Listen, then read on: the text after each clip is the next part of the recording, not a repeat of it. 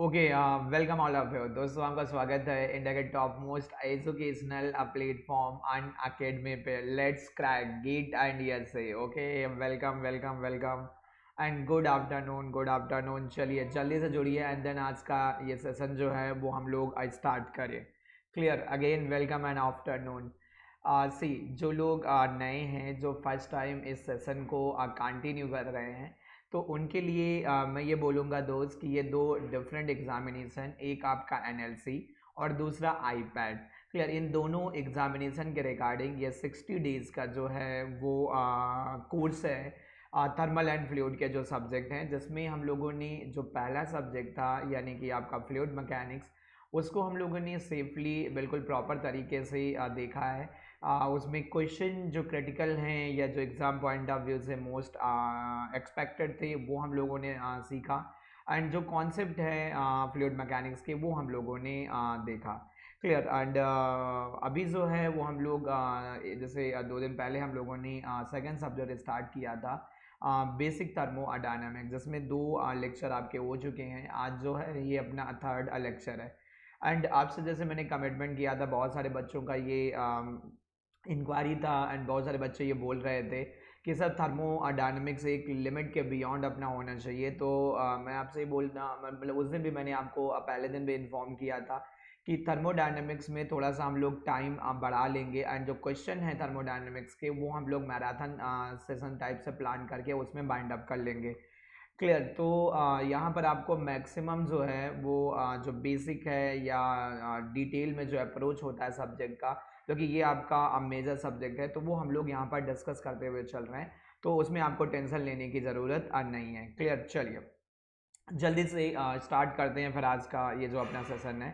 And थोड़ा सा एक इन्फॉर्मेशन है, जैसे ये आपका मैकेनिकल में सेशन चल रहा है, वैसे ही दो डिफरेंट एग्जामिनेशन, एक आपका सिविल, दूसरा आपका इलेक्ट्रॉनिक्स, उसमें भी एनएलसी एंड आईपैड के रिगार्डिंग जो है वो सेशन रन हो रहा है। तो अगर आपका कोई दोस्त है जो सिविल डिपार्टमेंट से है या कोई इलेक्ट्रॉनिक्स से है, तो उसको उनको उन लोगों को भी आप इन्फॉर्म कर दीजिए कि वो लोग भी यहाँ पर आएँ और सेशन को देखें। क्लियर, और अपनी प्रिपरेशन को कंटिन्यू रखें इस फर्स्ट फेज़ में भी। क्लियर, चलिए तो जल्दी से ये मैं 2 मंथ का जो आपका लॉन्ग शेड्यूल था ये मैंने आपको डिस्कस कर दिया था। जो पहला लेक्चर था इंट्रोडक्टरी, जिसमें हम लोगों ने ऑलरेडी फ्लूइड मैकेनिक्स जो है वो सेफली बाइंड अप कर लिया है। क्लियर, एंड सेकंड सब्जेक्ट जैसे अपना अभी चल रहा है, सेकंड सब्जेक्ट ये अपना हो चुका है। सेकंड सब्जेक्ट जो अपना है बेसिक थर्मोडायनामिक्स, ये अपना चल रहा है। क्लियर, तो ये 15 डेज जैसे लिखा हुआ है, तो मे बी 20 डेज हम लोग प्लान कर लेंगे और थोड़ा सा एक दो बीच में सेशन जो है वो लंबी क्लासेस ले लेंगे, जैसे आज भी मे बी थोड़ा सा लंबा सेशन हो सकता है। क्लियर, तो ये अपना बेसिक से बिल्कुल सब्जेक्ट जो है वो बाइंड अप हो जाएगा। चलिए those here is my brief introduction regarding my teaching career as well as my qualification. I'm Amit Amorya. Clear, I am teaching from last 7 year। पिछले 7 साल से मैं कंटिन्यूसली गीट एंड ईएससी के field में classes लेता हूँ और almost India के हर एक इंस्टीट्यूट एंड हर एक शहर में मैंने क्लासेस लिया है। क्लियर, एंड थर्मल के सब्जेक्ट ही जैसे मैक्सिमम मैं डील करता हूँ, जो 6 to 7 सब्जेक्ट हैं। ईएससी का पेपर 1 जो टेक्निकल का है पूरा। And I have completed my master from IIT Mumbai. मैंने अपना मास्टर जो है आईआईटी बॉम्बे से कंप्लीट किया था with 9.2 CGPI out of the scale of 10। Clear, and thermal and fluid में जो वहाँ का कोर ब्रांच है टीएफई, उससे मैंने अपना कंप्लीट किया था and qualify maximum number of public sector. And मैं ये बोलूँगा कि जैसे आज की डेट में जो बेस्ट अचीवमेंट मेरा है वो ये कि मैंने वर्ल्ड के टॉप पेपर में जैसे अपने रिसर्च पेपर पब्लिश कर रखा है। तो वो research paper and national and international जैसे कॉन्फ्रेंसेस हुए हैं। क्लियर, तो वो अभी आगे आपको मैं दिखाता हूँ कौन सा टॉपिक था। एंड जो एरिया ऑफ इंटरेस्ट मेरा है वो सीएफडी यानी कंप्यूटेशनल फ्लूइड डायनामिक्स। क्लियर, और ये है अनअकैडमी पे, जैसे आप मुझे फॉलो करोगे तो आपको प्रॉपर नोटिफिकेशन आना स्टार्ट हो जाएंगे। वो मैं प्रोसीजर अभी आगे आपको बताता हूँ क्लास के। देखो ये जैसे मेरा एक रिसर्च टॉपिक का पेपर था, जैसे बहुत सारे बच्चे पूछ रहे थे सर आपका टॉपिक क्या है, आपका पेपर कहाँ पर मिलेगा, कैसे एक्सेस होगा। तो ये मेरा टॉपिक है droplet combustion studies of nitromethane and it's a blended mixtures. Clear, droplet combustion studies of nitromethane and it blended mixture, ये एक्सपेरिमेंटल एंड थर्मल साइंसेस में जो है वो पब्लिश है। और ये वर्ल्ड का टॉप पब्लिकेशन है। क्लियर, तो ये आप एक्सेस कर सकते हो अगर आपको देखना हो। चलिए, तो आपको करना क्या है दोस्त, जैसे ही यूट्यूब पे ये सेशन चल रहा है तो वैसे ही अनअकैडमी लर्निंग ऐप पे भी आपका जो है वो सेशन आपका रन हो रहा है। उसके लिए आपको क्या करना है, अनअकैडमी लर्निंग ऐप को जो है वो प्ले स्टोर में डाउनलोड करना, प्ले स्टोर से एंड देन इंस्टॉल करना है। तो जैसे मार्च एंड अप्रैल इन दोनों महीना मंथ में जो कमिटमेंट था कि 20,000 प्लस स्पेशल क्लासेस कंडक्ट होगी बाय इंडिया टॉप एजुकेटर, तो मार्च में आपकी पूरी क्लासेस हो चुकी हैं, ऑलमोस्ट 20,000 प्लस क्लासेस आपकी हो गई हैं। एंड अप्रैल में 20,000 प्लस क्लासेस आपकी होने वाली हैं। तो मैं आपको ये सजेस्ट करूँगा कि जैसे यूट्यूब पे आप सेशन कंटिन्यू कर रहे हो, वैसे अनअकैडमी लर्निंग ऐप को डाउनलोड करके वहाँ से भी मैक्सिमम चीज़ें आप सीख सकते हो। तो ये अपॉर्चुनिटी आप ग्रैब्स कर सकते हो, जाने मत दो। एंड मेरी क्लासेस के लिए आपको क्या करना है, अमित कुमार जैसे अनअकैडमी उसमें सर्च करना है अमित कुमार। अभी रिसेंटली जैसे मैंने क्लासेस लेना स्टार्ट किया है, तो अभी आपको नीचे मिलेगा थोड़ा सा नाम, एंड फॉलो करना है। क्लियर, तो जैसे ही आप मुझे फॉलो करोगे, फॉलो मी, तो जितने भी लाइव क्लास के नोटिफिकेशन होते हैं वो आपको मैसेज एंड मेल के थ्रू आना स्टार्ट हो जाएंगे।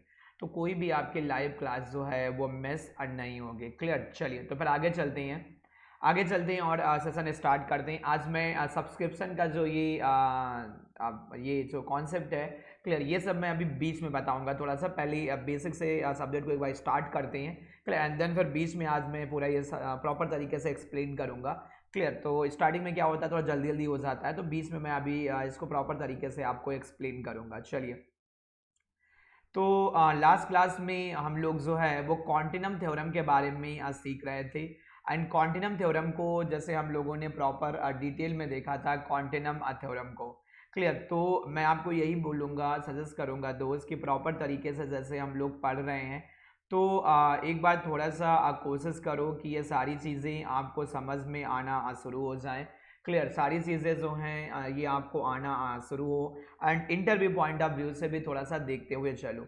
मैं हर एक छोटे छोटे पैरामीटर का प्रॉपर तरीके से सिग्निफिकेंस बताते हुए चल रहा हूँ। क्लियर, एंड मैं ये एक्सपेक्ट कर रहा हूँ कि इसके बियॉन्ड फिर आपको और कहीं कुछ नहीं मिलेगा। क्लियर, किसी बुक में या XYZ आप कहीं पर भी सर्च आउट कर लो, अगर आपको मिल जाता है तो मेरा नंबर है, मैंने पहले भी बोल रखा है। जैसे लास्ट क्लास में, लास्ट सेशन में भी, पहली सेशन में एक दो लोगों ने नीचे टाइप किया कमेंट सेक्शन में। क्लियर, तो मैं हमेशा ओपन चैलेंज करके बोलता हूँ 2604। क्लियर, जो मैं कंटेंट डिलीवर कर रहा हूँ या जो मैथडोलॉजी मैं फॉलो कर रहा हूँ सर, कहीं नहीं मिलने वाला है। क्लियर, नंबर है आपके पास, आप सर्च आउट करके देख लेना। क्लियर, थोड़ी बहुत इमेजेस जो मैं उठा रहा हूँ ये आपकी गूगल इमेजेस हैं, उसमें तो कोई किसी का रोल नहीं है। क्लियर, बाकी जो चीज़ें हैं वो मेरे पर्सनल हैं, कॉन्सेप्ट एंड ये, एंड उसके बाद बियॉन्ड जो है मुझे किसी को फॉलो करने की ज़रूरत नहीं है दोस्त। ऑलरेडी मैंने मास्टर्स कर रखा है, एंड मेरा मानना ये है कि मैंने मास्टर्स बहुत अच्छे से किया है और मैं वही पढ़ा रहा हूँ जो मुझे आता है, जो मैंने मास्टर्स में सीखा है। एंड 9.2 CGPI है, वर्ल्ड के टॉप रिसर्च पेपर में मैंने थर्मल में पेपर पब्लिश कर रखे हैं, रिसर्च पेपर टॉप, वर्ल्ड के टॉप रिसर्च पेपर में, नेशनल एंड इंटरनेशनल मैंने कॉन्फ्रेंसेस दे रखे हैं थर्मल के फील्ड में। क्लियर, तो मैं, मेरा डिफरेंट डोमेन है सर, अब मैं कमेंट नहीं करना चाहता हूँ। बाकी फिर ये एक सोशल प्लेटफॉर्म है, यूट्यूब या समथिंग, यहाँ पर आप कुछ भी लिख सकते हो, आप फ्री हो। क्लियर, आप फ्री हो, और मैं ये बोलूँगा ऐसे लोग जो है वो स्टूडेंट नहीं होते हैं। क्लियर, ये भटकते रहते हैं और समथिंग डिफरेंट, ये अप्रोच आपकी अच्छी नहीं है। चलिए, तो स्टार्ट करते हैं फिर आज का जो सेशन है। देखो, सबसे पहले ये बोला जा रहा है कि अगर हम लोग बात करें थर्मोडायनामिक प्रॉपर्टीज़ की, तो पहला क्वेश्चन ये पूछा जाता है कि ये थर्मोडायनेमिक प्रॉपर्टीज़ को हम कैसे डिफाइन करते हैं, या थर्मोडायनेमिक प्रॉपर्टीज़ हमारी क्या होती क्या हैं। तो बिल्कुल सिंपल लैंग्वेज में मैं आपको समझाता हूँ। देखो, जैसे इंटरव्यू में आप जब जाते हो तो यही छोटे छोटे पैरामीटर आपसे पूछे जाते हैं, और सपोज़ थर्मो आपको बहुत अच्छे से आता है, लेकिन जो बेसिक है, जो स्टार्टअप जो थर्मो का है वही आप अच्छे से नहीं दे पाते हो, तो जो रेस्ट ऑफ क्वेश्चन है आप कितना भी अच्छे से बताओ, फिर इंटरव्यूअर उनको देख के उतना इम्प्रेस नहीं होता है। और वो शुरू कैसे करता है, जैसे मैंने आपको पहले भी बता रखा है कि थर्मोडायनेमिक्स क्या होता है, उसका एप्लीकेशन हमें कहाँ देखने को मिलता है, या उसको हम क्यों पढ़ते हैं, या छोटे छोटे पैरामीटर जो हैं वो हमारे इक्विलिब्रियम कैसे होते हैं, या हमारे कॉन्टिनम अप्रोच क्या होता है, थर्मो को हम कैसे पढ़ते हैं, डिफरेंस क्या होता है स्टैटिस्टिकल एंड क्लासिकल थर्मो में, एंड जैसे थर्मोडायनेमिक प्रॉपर्टीज हमारी क्या होती हैं, स्टेट क्या होता है, पाथ क्या होता है, या क्वासी स्टैटिक कंडीशंस क्या होती है, रिवर्सिबल या इरिवर्सिबल कंडीशंस क्या होती है। क्लियर? तो ये सारी चीज़ें छोटी छोटी जो होती हैं यही हमारी इंटरव्यू पॉइंट ऑफ व्यू से इंपॉर्टेंट होती हैं, और यही वो छोटे छोटे पॉइंट है जो सब्जेक्ट में अपना बेस डेवलप करते हैं। क्लियर? तो आराम से समझते हुए चलो, मैं प्रॉपर डिटेल में करवाऊंगा, इसके बियॉन्ड कुछ भी आपको ज़रूरत नहीं पड़ेगा दोस्त। ये मैं पहले भी बोल चुका हूँ, वैसे भी जैसे मैं ऑफलाइन में पढ़ाता हूँ तो इतना ज़्यादा पढ़ा देते हैं कि आपको कोई बुक टच करने की या कोई भी इधर उधर से थ्योरी उठाने की ज़रूरत नहीं है दोस्त। क्लियर? तो यहाँ से अगर हम बोलेंगे थर्मोडायनेमिक प्रॉपर्टीज़ हमारी क्या होती हैं, तो मैं सिंपल लैंग्वेज में ये बोल सकता हूँ कि थर्मोडायनेमिक प्रॉपर्टीज़ हमारी वो मतलब पैरामीटर होते हैं, या आप ऐसे समझा सकते हो कि जैसे वो क्वांटिटी होती हैं या वो पैरामीटर होते हैं जिनकी हेल्प से हम किसी थर्मोडायनेमिक सिस्टम की जो है पोजीशन को फाइंड आउट करते हैं इन थर्मल स्पेस यानी पीवीटी सरफेस पे। मान लो कोई सिस्टम हमें दिया हुआ है, तो सिस्टम की लोकेशन या सिस्टम की पोजीशन मुझे बताना है कि वो सिस्टम जो है वो कहाँ पर लाई करेगा थर्मोडायनेमिक कोऑर्डिनेट में।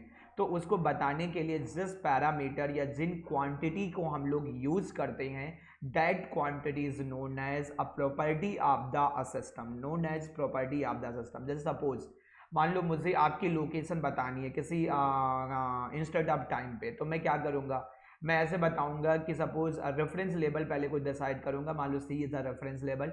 मैं बोलूंगा सी सरफेस से एक्स आप इतना मूव करो, वाई इतना मूव करो, जेड इतना आओ। क्लियर? एजीमुथल एंगल इतना है and Zeenat angle is this one. तो 4 to 5 डेटा जैसे मैंने उसको दिया वो जो है वो परफेक्टली आपकी लोकेशन तक क्या हो जाएगा, पहुंच जाएगा।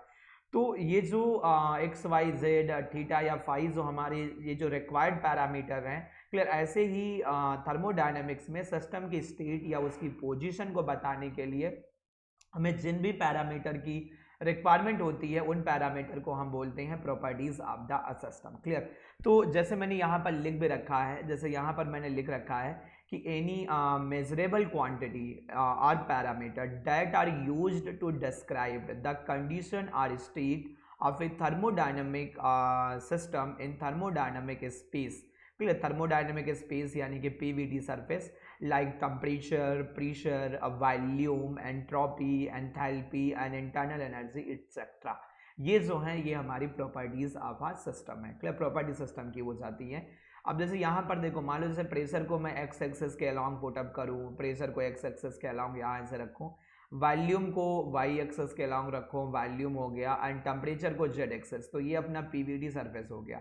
अब मान लो कोई लोकेशन है जिसकी, मान लो कोई ए लोकेशन है जिसको मुझे बताना है, तो देखो ए लोकेशन को बताने के लिए जैसे आपने ये बोला कि यहाँ पर जो है वो अपना एक्स जो है वो एक्स ए है, वाई जो है वो वाई ए है, एंड जेड जो है वो जेड ऑफ ए है, या एक्स ए के करेस्पॉन्डिंग अपना यहाँ पर प्रेशर जो है वो पी ए है, वाई ए के करेस्पॉन्डिंग वॉल्यूम जो है यहाँ पर वी ऑफ ए है, और ये जो है टेम्परेचर जो है वो टी ए है।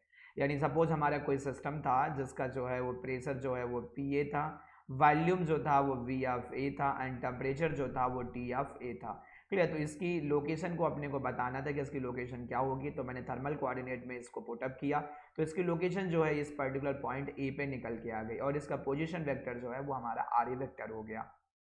तो ये हम लोग बोल सकते हैं कि एक्स वाई जेड कोऑर्डिनेट पे अगर हम लोग देखें तो प्रॉपर्टीज़ को जस्ट बेसिक तरीके से डिफाइन किया जाता है। अब देखो प्रॉपर्टीज़ जो होती हैं वो बहुत मतलब जैसे अपन देखा जाए तो डिफरेंट डिफरेंट तरीके से आप इनको डिफाइन कर सकते हो। जैसे एक हमारी इंटेंसिव होती हैं, एक एक्सटेंसिव प्रॉपर्टी होती हैं, एक ड्राइव्ड प्रॉपर्टी जो दूसरे से निकाली जाती हैं, कुछ स्पेसिफिक प्रॉपर्टीज़ होती हैं। क्लियर? कुछ हमारी कम्बिनेशन ऑफ द प्रॉपर्टीज़ में से कोई डिफरेंट प्रॉपर्टी निकल के आती है। क्लियर? तो डिफरेंट डिफरेंट तरीके से प्रॉपर्टीज़ हमारी लिखी जाती हैं। बट अभी यहाँ पर हम लोग इंटेंसिव और एक्सटेंसिव प्रॉपर्टीज़ पहले देखेंगे कि इंटेंसिव और एक्सटेंसिव प्रॉपर्टीज़ हमारी क्या होती हैं। पहली चीज़ ये कि आप प्रॉपर्टीज़ समझ में आता है कमेंट सेक्शन में टाइप करना, कमेंट सेक्शन में टाइप करना। क्लियर? प्रॉपर्टीज़ समझ में आता है क्या? एग्ज़ाम में क्या आप प्रॉपर्टी को डिफाइन कर सकते हो कि प्रॉपर्टी हमारी क्या होती हैं? बिल्कुल जर्नल डेफिनेशन जो है, जर्नल डेफिनेशन एक एक छोटे छोटे पॉइंट अपन प्रॉपर तरीके से समझते हुए चलेंगे। बिल्कुल स्लो पढ़ाऊंगा, बोरिंग लगेगा, नींद आएगा, लेकिन कुछ बाउंस या छूटेगा नहीं दोस्त। चलिए आगे चलते हैं। अब देखो दो डायग्राम फिर से मैंने यहाँ पर प्लॉट कर रखा है, दो डायग्राम मैंने फिर से यहाँ पर प्लॉट कर रखा है। इन दोनों डायग्राम का सिग्निफिकेंस बस इतना है, जैसे यहाँ पर देखो मैंने यहाँ पर पॉइंट फंक्शन से एक ही लोकेशन को बना रखा है और यहाँ पर थोड़ा सा मैंने उसको एरिया या स्पेस दे दिया है। तो प्रॉपर्टीज जो होती हैं या जो स्टेट होती है, स्टेट जो होती है वो हमारी पॉइंट ऑफ फंक्शन होती है। जैसे किसी भी सिस्टम की स्टेट जो होती है, स्टेट अब क्या होती है मैं अभी आगे डिफाइन कर रहा हूँ जस्ट प्रॉपर्टीज के बाद। तो स्टेट जो होती है ये हमारी अब पॉइंट ऑफ फंक्शन होती है। स्टेट जो है वो पॉइंट फंक्शन होगा, एक पॉइंट पे डिपेंड करेगा। और ये जो है वो एरिया डिपेंडेंट हो गया, एरिया डिपेंडेंट इस पे नहीं होगा। अगर यहाँ पर देखा जाए तो यहाँ पर एरिया डिपेंडेंट हो गया, यहाँ पर अगर देखा जाए तो यहाँ पर एरिया डिपेंडेंसी हो गई, एरिया डिपेंडेंट। तो ये हमारा रिप्रेजेंटेशन का मेथड सही नहीं है। ये अपना रिप्रेजेंटेशन का मेथड होता है एक स्टेट पॉइंट फंक्शन बोल सकते हो, पॉइंट फंक्शन। क्लियर? तो प्रॉपर्टीज जो है पॉइंट की कंडीशन को बताती है, ना कि एक एरिया के कंडीशंस को। एरिया या जो ब्रॉडर जो डोमेन होता है उसको वो लोग नहीं बताते हैं, आइडेंटिफाई नहीं करते हैं। वो किसी स्टेट या पॉइंट या लोकेशन को आपको बताएंगे, लोकेशन या पॉइंट को। तो ये जो है ये एक पॉइंट फंक्शन होगा, ये जो है ये पॉइंट फंक्शन होगा। सपोज ए की बात करें तो ये एक पॉइंट फंक्शन होगा, ना कि एरिया फंक्शन। तो this should be a correct representation. ये अगर आप देखोगे तो ये करेक्ट रिप्रेजेंटेशन नहीं होगा दोस्त, ये करेक्ट रिप्रेजेंटेशन नहीं होगा। This one is a correct representation. Clear? चलिए आगे चलते हैं थोड़ा सा। क्लियर? तो यहाँ से अगर हम लोग थोड़ा सा समझे पहले, तो देखो दो बेसिक प्रॉपर्टीज़ होती है टाइप की। अगर हम प्रॉपर्टीज़ की बात करें तो जस्ट सिंपल समझते हुए चलना, बिल्कुल बेसिक से।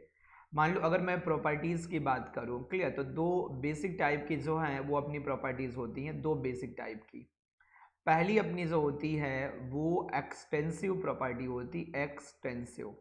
क्लियर? एक्सटेंसिव प्रॉपर्टी होती है। फर्स्ट वन जो होती है वो एक्सटेंसिव प्रॉपर्टी होती है, एक्सटेंसिव प्रॉपर्टी। क्लियर? नाम में ही सब कुछ है, अभी अपन देख रहे हैं।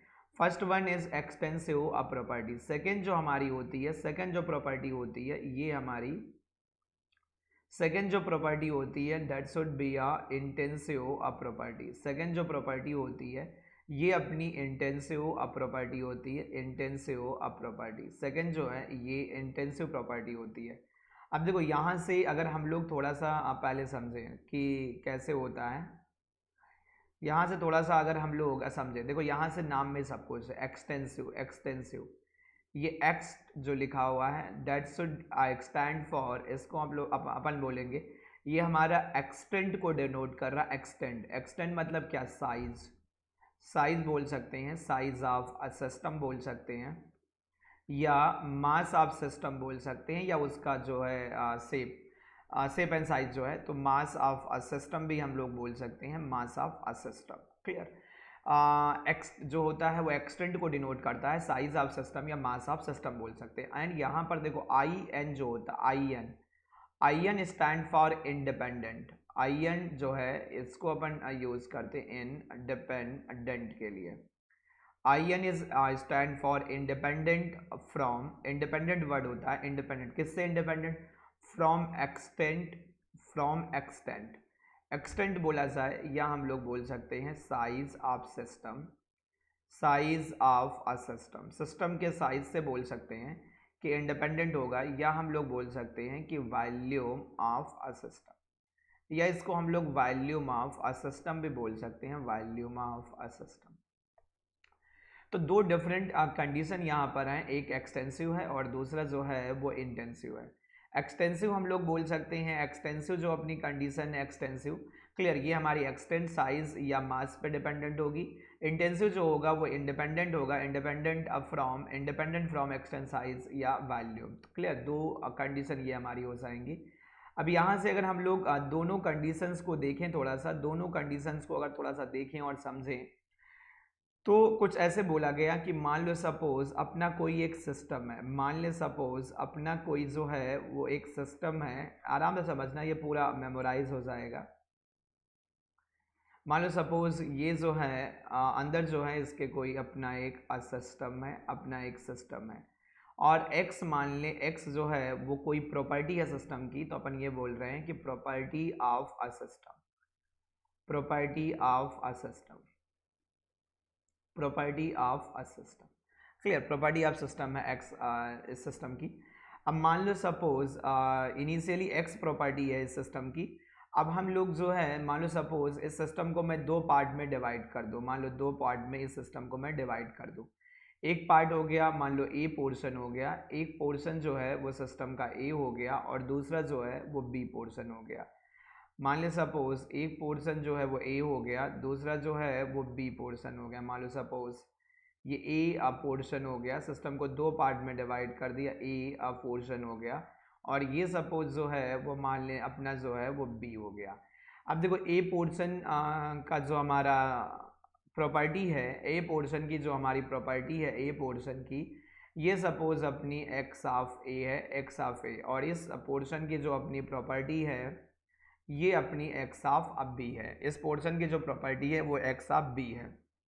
तो बिफोर द पार्टीशन अगर देखा जाए, बिफोर द पार्टीशन या division, clear, before the partition अगर देखा जाए या डिवीज़न की अगर हम लोग बात करें तो आपकी जो प्रॉपर्टी है वो एक्स है, यानी इनिशियल प्रॉपर्टी है ये, इनिशियल प्रॉपर्टी, इनिशियल प्रॉपर्टी है ये, इनिशियल प्रॉपर्टी। अब देखो जैसे ही हम लोगों ने डिवीज़न किया तो डिवीज़न करने पे दो कंडीशन हो सकती हैं। डिवीज़न करने पे देखो दो कंडीशन निकल के आ सकती हैं। पहली कंडीशन क्या निकल के आ सकती है कि एफ, पहली कंडीशन क्या, एफ एक्स, जो एक्स इनिशियल वैल्यू है ये सपोज हमारी X of A is equal to X of B is equal to ऐसे कुछ देखने को मिले।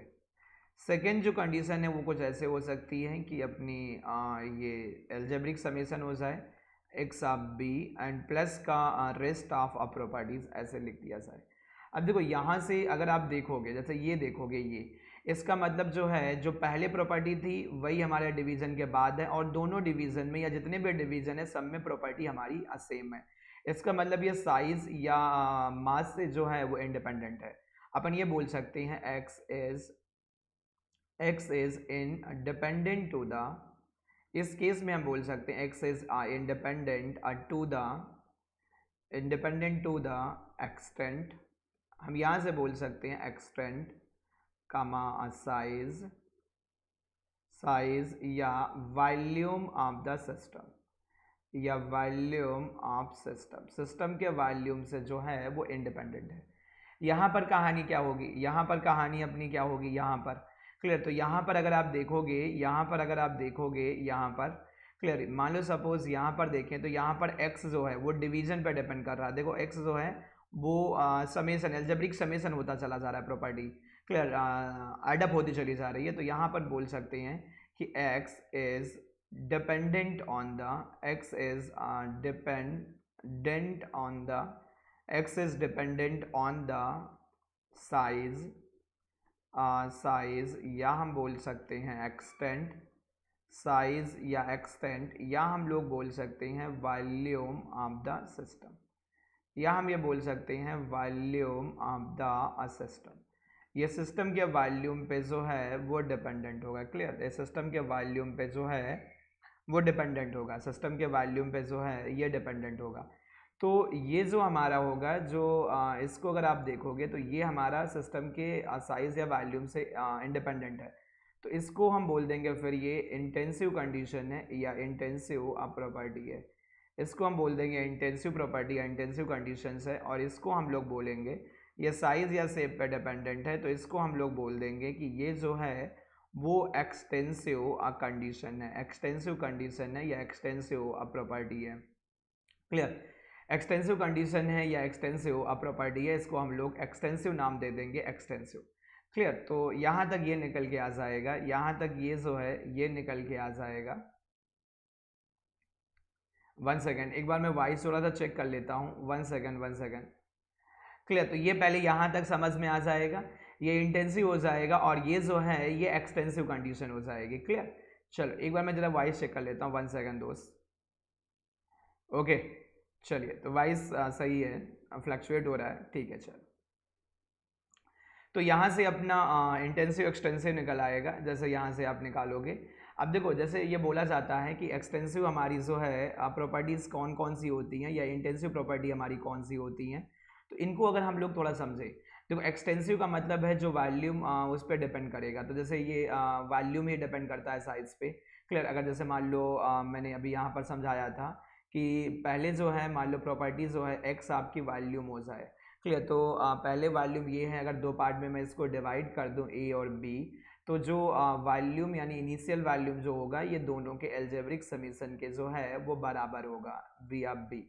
क्लियर। तो ऐसा अगर होता है तो ये एक्सटेंसिव प्रॉपर्टी है। वही एनर्जी के लिए देख सकते हो, वही आप जो है वो इंटरनल एनर्जी के लिए भी होगा, वही एंट्रोपी के लिए होगा, वही हमारा एंथैल्पी के लिए भी होगा। एंथैल्पी भी हमारी जो है वो एक्सटेंसिव प्रॉपर्टी होती है।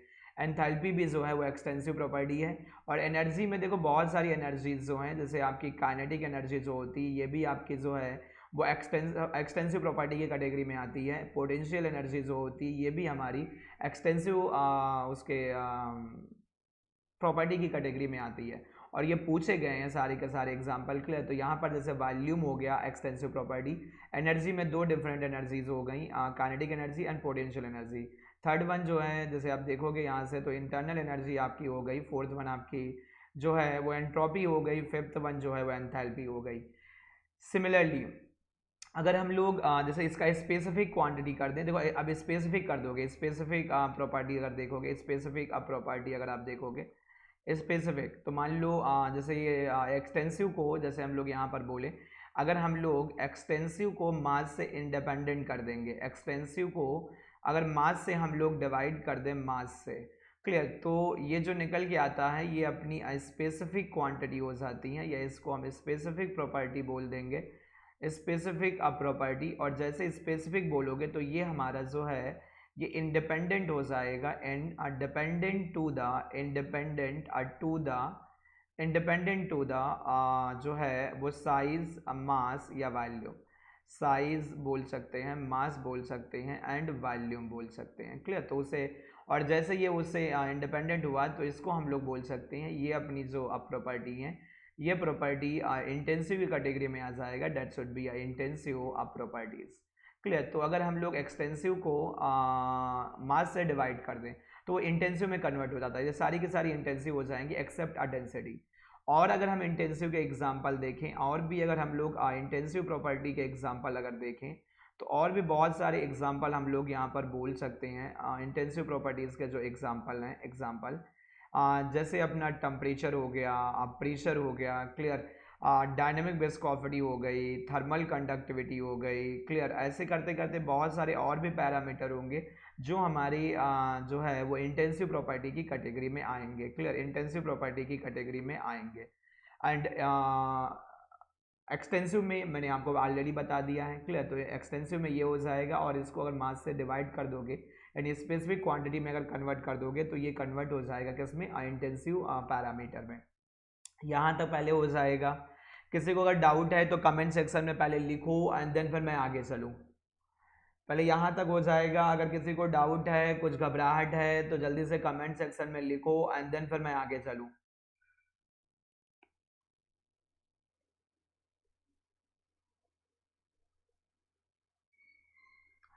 किसी को कोई घबराहट है या कोई डाउट है तो कमेंट सेक्शन में जल्दी से लिखो एंड देन फिर मैं आगे चलूँ। चलो ओके। एंड प्लीज़ दोस्त लाइक शेयर एंड कमेंट करना मत भूलना। लाइक शेयर एंड कमेंट, जैसे आप लोग लाइक नहीं कर रहे हो और कमेंट तो बिल्कुल ही नहीं करते हो। क्लियर। बाहर के लोग आके कमेंट कर जाते हैं जो देख भी नहीं रहे हैं फर्जी में। तो लाइक शेयर एंड कमेंट करना मत भूलना एंड चैनल को सब्सक्राइब करना। चलिए नेक्स्ट। तो प्रॉपर्टीज़ को अपन यहीं पर थोड़ा रोकते हैं। देखो अभी और प्रॉपर्टीज़ को थोड़ा डिस्कस करेंगे, अभी और भी प्रॉपर्टीज़ को डिस्कस करेंगे। प्रॉपर्टीज़ जो होती है वो हमारी स्टेट फंक्शन होती हैं।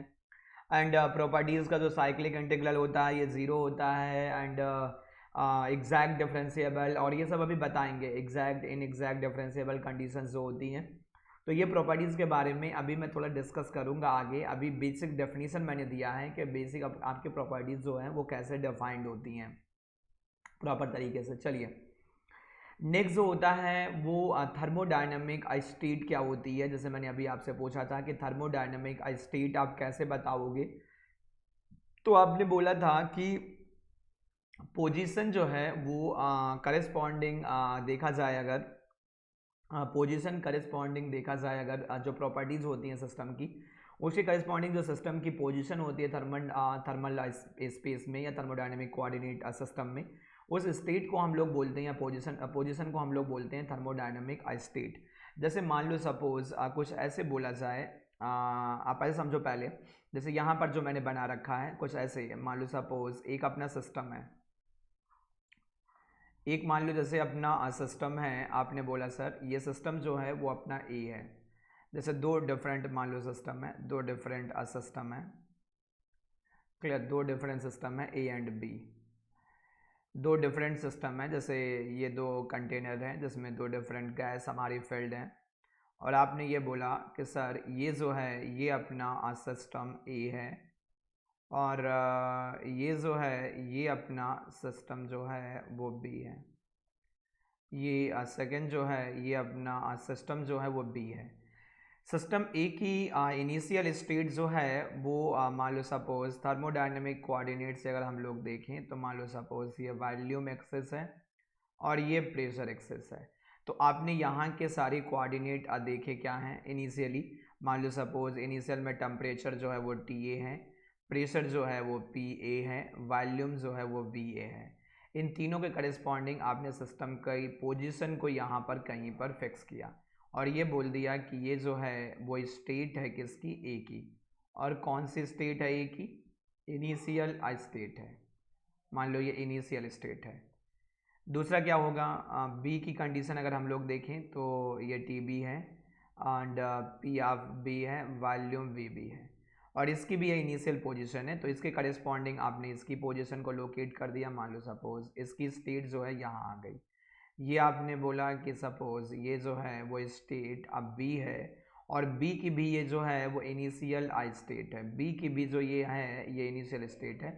लोग एक एक लाइन डेफिनेशन बता के छोड़ देते हैं, हम लोग प्रॉपर तरीके से देखते हुए चल रहे हैं, प्रॉपर तरीके से, क्लियर, प्रॉपर तरीके से देखते हुए चल रहे हैं। तो ये सिस्टम ए की जो है वो स्टेट है इनिशियल, और ये सिस्टम बी की जो है वो इनिशियल स्टेट है, सिस्टम बी की इनिशियल स्टेट है।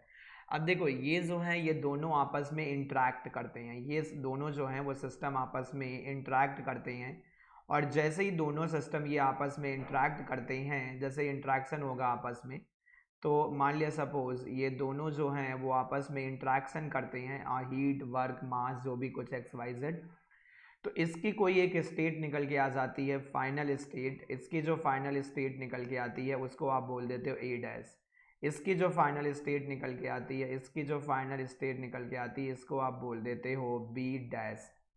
तो वही चीज़ मैंने यहाँ पर बोला है कि मान लो एक सिस्टम ए है जिसकी इनिशियल स्टेट हमारी ए है, और दूसरा सिस्टम बी है जिसकी इनिशियल स्टेट बी है। दोनों आपस में इंटरेक्ट होते हैं और इसकी स्टेट आ जाती है ए डैश और इसकी स्टेट आती है बी डैश। तो how quantify the changes in the system by defining the state of the system.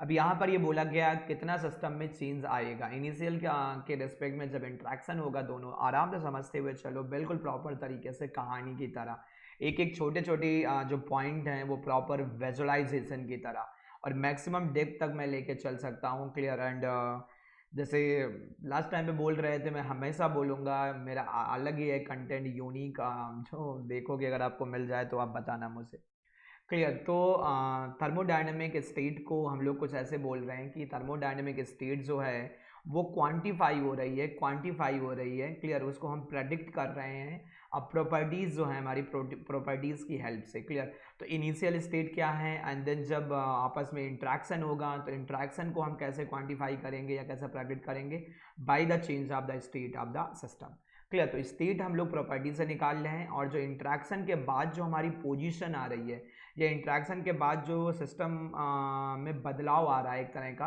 तो उसको हम क्वांटिफाई कर रहे हैं by the help of the state of the system, clear. तो सिंपल तरीके से हम स्टेट को बता सकते हैं कि स्टेट जो होती है वो लोकेशन या पोजीशन होती है in thermodynamic coordinate corresponding to the properties of the system, and जो क्वांटिफाई करती है इंटरेक्शन को बिटवीन टू सिस्टम्स, क्लियर, या सिस्टम एंड सराउंडिंग के बीच में। क्वांटिफाई मतलब उसके फाइनल स्टेट को बताने में हमारी मदद करती है। चलिए अब देखिए जैसे थोड़ा सा और अगर हम लोग आगे बढ़ें तो स्टेट के बाद जैसे, या और आप थोड़ा सा ऐसे भी बोल सकते हो कि जैसे मान लो इंट्रैक्शन होता जा रहा है, इनिशियल स्टेट हमारी कुछ है, मान लो सपोज ये वॉल्यूम एक्सेस है और ये अपनी प्रेशर एक्सेस है। तो कुछ ऐसे आपने बोला जैसे इनिशियल, मान लो सपोज इनिशियल ये पोजीशन थी ए की प्रॉपर्टी से करस्पॉन्डिंग, ये ए की जो है वो इनिशियल पोजीशन थी, मान लो सपोज डैट ये इनिशियल अपोजिशन थी, इनिशियल अपोजिशन थी। क्लियर, थोड़ा सा और इंट्रैक्शन हुआ तो मान लो सपोज ये स्टेट उठ के यहाँ पर आ गई, थोड़ा और कुछ इंट्रैक्शन हुआ तो स्टेट हमारी बदल के यहाँ आ गई, देन ऐसे कुछ स्टेट हमारी कुछ ये हो गई, देन फिर इंट्रैक्शन हुआ तो स्टेट कुछ ऐसे, तो ऐसे ऐसे डिफरेंट डिफरेंट स्टेट के बेसिस पे हम सिस्टम की फाइनल पोजीशन को क्या कर रहे हैं, अब फाइंड आउट कर रहे हैं। तो ऐसे ऐसे हमारी स्टेट आती चली गई। Clear, according to the interactions. Clear, तो ये आप यहाँ से आइडेंटिफाई कर सकते हो, या स्टेट की हेल्प से आप सिस्टम की जो फाइनल लोकेशन है उसे आप प्रेडिक्ट कर सकते हो। चलिए आगे चलते हैं थोड़ा सा। अब देखो ये थोड़ा सा इंपॉर्टेंट है। क्लियर, तो ये इंपॉर्टेंट है और ये पूछा भी जाता है और इसको थोड़ा समझना होगा अपने को सही से। Quasi static state. Clear, quasi static state को प्रॉपर तरीके से अपने को समझना भी होगा, जैसे मैंने यहाँ पर पुटअप भी कर रखा है थोड़ा सा। क्लियर, तो क्वासी को थोड़ा सा तरीके से आपको समझना पड़ेगा। क्वासी स्टैटिक स्टेट को बिल्कुल जीरो लेवल से मैं शुरू करता हूँ, बिल्कुल जीरो लेवल से। क्लियर, क्योंकि एक यहाँ से एक दो क्वेश्चन बहुत अच्छे से इंटरव्यू में पूछे जाते हैं और इसका बहुत ज़्यादा इंपॉर्टेंस है। देखो अगर हम बात करें क्वासी की, तो सबसे पहले जो क्वासी की मीनिंग होती है उसको हम लोग समझते हैं। तो क्वासी का मीनिंग होता है ऑलमोस्ट। क्लियर, ऑलमोस्ट क्वासी का मीनिंग होता है ऑलमोस्ट, एंड देन बोला है स्टैटिक। स्टैटिक, क्लियर, तो ऑलमोस्ट रुका हुआ, या हम बोल सकते हैं इक्विलिब्रियम में। ऑलमोस्ट रुका हुआ, या हम लोग बोल सकते हैं almost is an equilibrium. Clear, quasi का मतलब होता है ऑलमोस्ट, स्टैटिक मतलब रुका हुआ, फिक्स। तो ऑलमोस्ट रुका हुआ, ऑलमोस्ट रुका हुआ यानी कि ऑलमोस्ट जो है वो इक्विलिब्रियम में होगा, ऑलमोस्ट इक्विलिब्रियम स्टेट होगी, ऑलमोस्ट इक्विलिब्रियम स्टेट होगी। यहाँ मैंने प्रोसेस लिख रहा, जैसे प्रोसेस लिखा हुआ है तो प्रोसेस हम अभी बाद में समझेंगे। क्लियर, तो प्रोसेस अभी मैं बाद में समझा रहा हूँ, प्रोसेस एंड साइकिल। अभी पहले यहाँ से समझो क्वासी स्टैटिक स्टेट। अभी समझो क्वासी स्टैटिक स्टेट का मतलब होता है कि ऑलमोस्ट रुकी हुई कंडीशंस। अब देखो इसको हम समझते कैसे हैं, इसको हम लोग समझते कैसे हैं। क्वासी स्टैटिक्स के लिए दो पहले या एक पहले छोटी सी कंडीशन जो होती है वो रिक्वायर्ड होती है। कैसी कंडीशन वो मैं आपको समझाऊंगा आराम से। पहले पहले यहाँ समझते हैं एंड फिर डायग्राम से देखते हैं। देखो यहाँ से कुछ ऐसे है कि जैसे मान लो सपोज ये आपका सिलेंडर है, मान ले सपोज डैट ये आपका सिलेंडर है, ये आपका सिलेंडर है। Clear, and cylinder piston arrangement दिया हुआ है, सिलेंडर पिस्टन अरेंजमेंट दिया हुआ है। मान लो सपोज ये जो है ये सपोज डैट अपना जो है वो पिस्टन, ये पिस्टन है, ये जो है ये अपना जो है वो पिस्टन है, सपोज ये पिस्टन है। अब इस पिस्टन के ऊपर जो है n नंबर ऑफ या इनफाइनाइट नंबर ऑफ वेट रखे हुए हैं, इस पे जो है इनफाइनाइट नंबर ऑफ वेट्स रखे हुए हैं, infinite weights, small infinite weights जो हैं इस पे हमारे प्लेस है, इनफाइनाइट वेट जो हैं इस पे छोटे छोटे इनफाइनाइट वेट्स रखे हुए हैं। हम लोग ये बोल सकते हैं इस पे जो है almost infinite a weight place है, infinite weight on piston, on a piston. Piston पे जो है इनफाइनाइट वेट रखे हुए हैं। ये जो है ये आपका पिस्टन है, जैसे ये जो है ये आपका पिस्टन हो गया, ये जो है ये आपका सिलेंडर हो गया, ये जो है ये सिलेंडर हो गया। डिफरेंट डिफरेंट तरीके से आप इसको समझा सकते हो। क्लियर, कैसे वो हम लोग समझते हैं डिफरेंट डिफरेंट तरीके से। आराम से मैं करवा रहा हूँ, बिल्कुल स्लो स्लो, तो नींद आएगा, टेंशन फ्री रहना।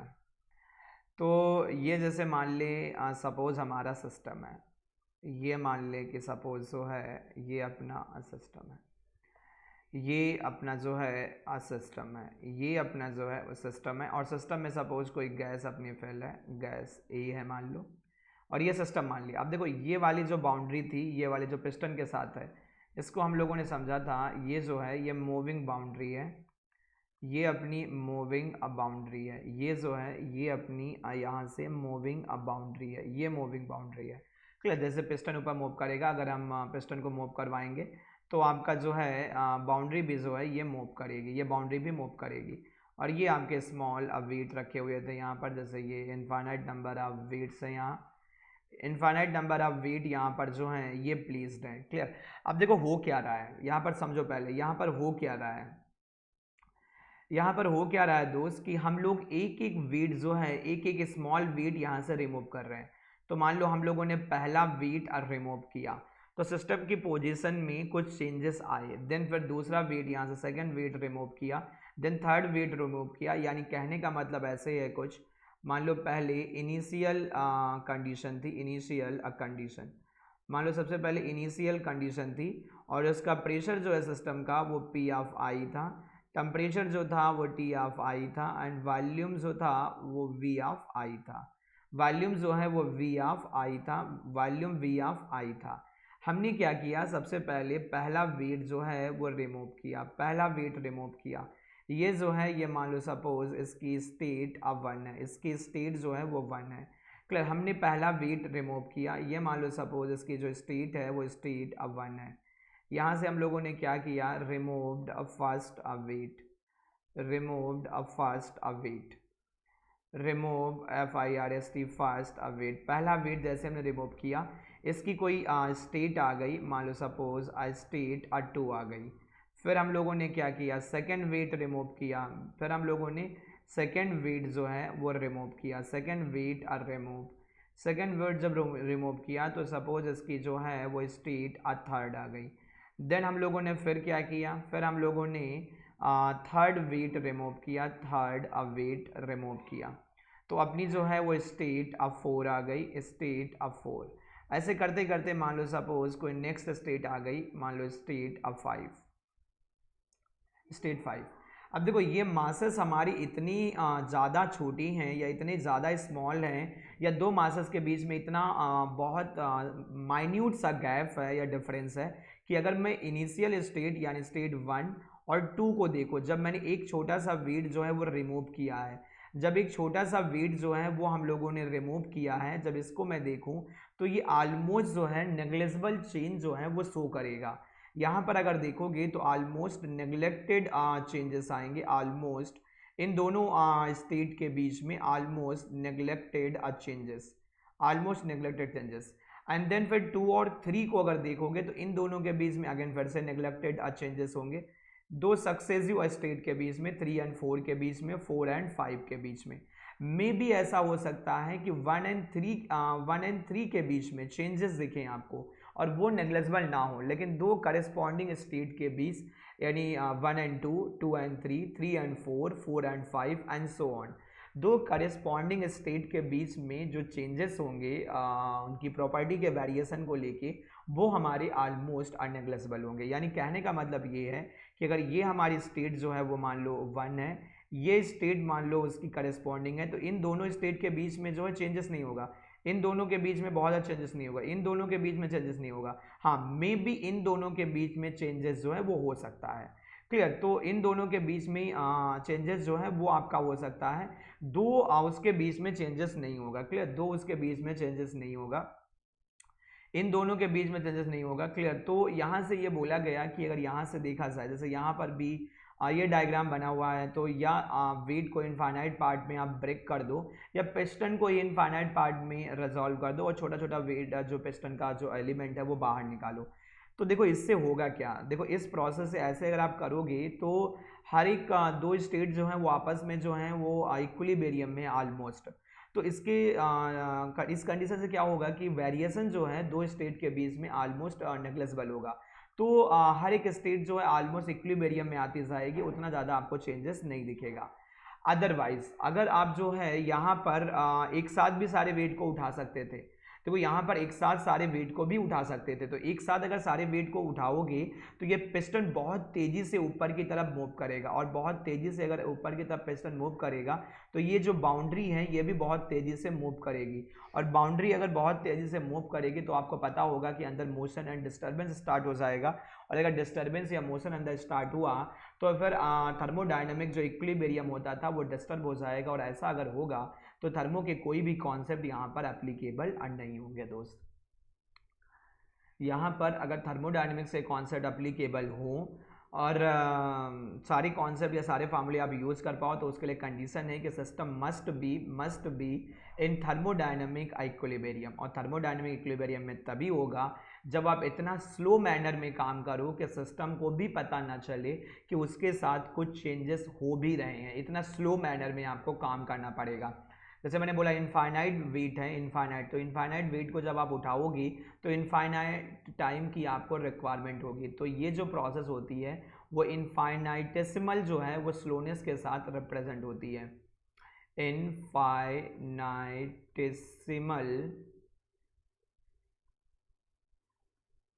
स्लोनेस, इनफाइनाइटेसिमल स्लोनेस, यानी इस प्रोसेस को कंप्लीट होने के लिए जो टाइम रिक्वायर्ड होता है वो इनफाइनाइट चाहिए होता है। इनफाइनाइट टाइम जो है वो आपको रिक्वायर्ड होगा इस प्रोसेस के कंप्लीट करवाने के लिए।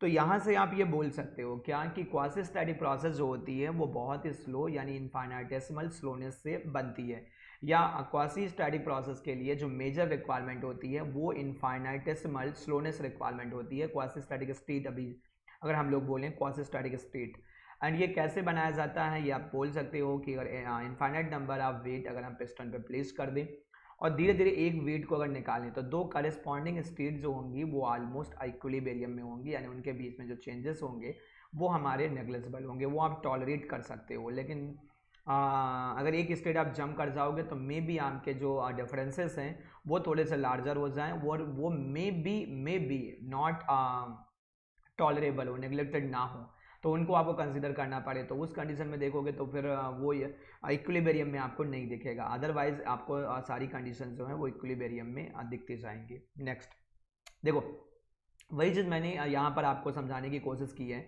कि जैसे मान लो जैसे आप पिस्टन है, मान लो पिस्टन है यहाँ पर, क्लियर, यहाँ पर जैसे पिस्टन है एंड पिस्टन पे ऊपर एक एम मास रखा हुआ है, पिस्टन के ऊपर जैसे एक एम मास रखा हुआ है, अंदर जैसे ये अपना सिस्टम है, जैसे ये अपना सिस्टम है, जैसे ये जो है ये अपना सिस्टम है, ये जो है ये अपना सिस्टम है, ये अपना सिस्टम है। प्रॉपर तरीके से विजुलाइजेशन आपको होगा, क्लियर, जितना भी करवा सकते हैं। ये अपना जो है वो प्रॉपर जो है वो सिस्टम है।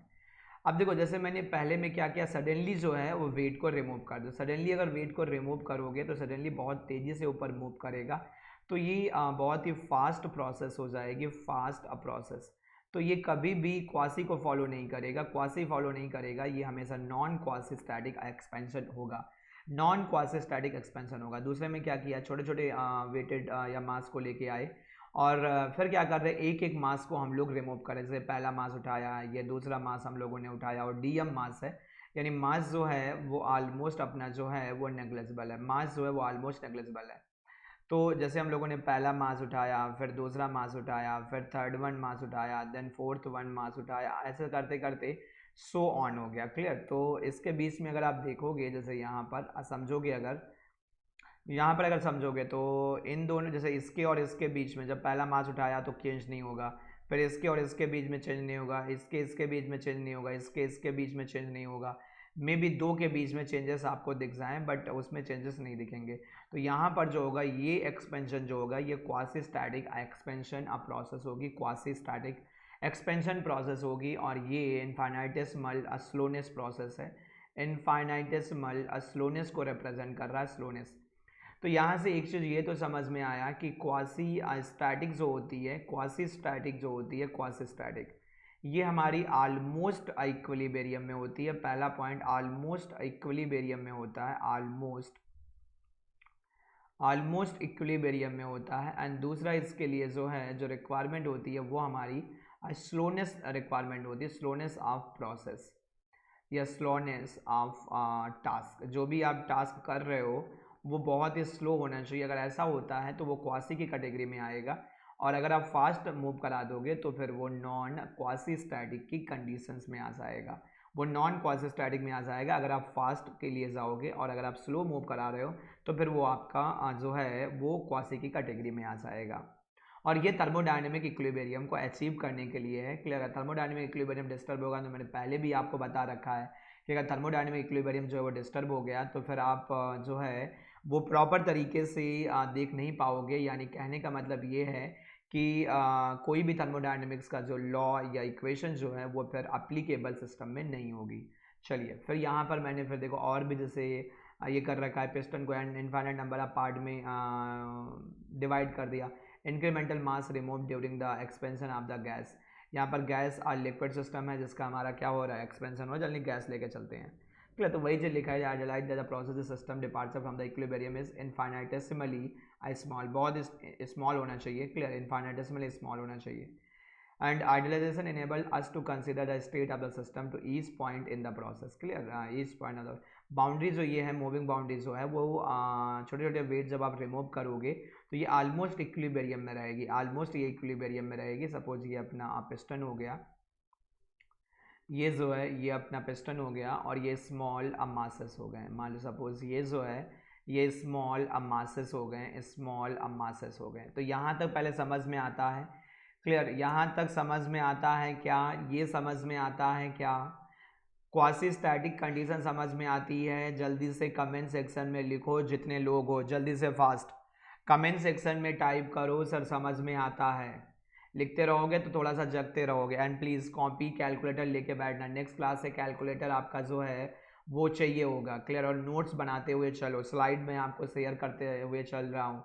एंड अगर आपके पास स्लाइड ये नहीं पहुँच रही हैं तो आप मुझे मैसेज कर दो इस नंबर पे, तो मैं आपको स्लाइड्स भेजता रहूँगा 2604। क्लियर, आप मुझे नंबर मैसेज कर देना, तो मैं इस पर आपको नंबर मैसेज करोगे तो मैं इस पे उस नंबर पे आपको स्लाइड शेयर करना स्टार्ट कर दूंगा। चलिए जल्दी से देखिए क्या आएगा, ये हो जाएगा कमेंट सेक्शन में, आपने टाइप कर दिया। चलिए आगे चलते हैं फिर नेक्स्ट। अब देखो स्टेट के बाद जो है, जैसे हम लोगों ने स्टेट देखा, क्वासी स्टैटिक कंडीशन पढ़ लिया। अब यहाँ से आता है कि हमारा पाथ क्या होता है, path and then thermodynamic process क्या होती है। तो जैसे पाथ हो जाएगा एंड देन थर्मोडायनामिक प्रोसेस हमारी क्या होती है, थर्मोडायनामिक प्रोसेस। क्लियर, तो पाथ क्या होता है एंड देन थर्मोडायनामिक प्रोसेस अपनी कैसे होती है वो थोड़ा सा अपने को समझना है। देखो पाथ को हम लोग कैसे डिफाइन करते हैं, पाथ के लिए देखो कंडीशंस ये है कि जैसे मान लो सपोज अपन अगर बात करें, जैसे सपोज ये अपना मान लो सपोज वॉल्यूम एक्सेस है और ये प्रेशर एक्सेस है, प्रेशर एक्सेस है। क्लियर, एंड सिस्टम की ये जो थी वो सपोज इनिशियल स्टेट थी, इनिशियल स्टेट ऑफ सिस्टम।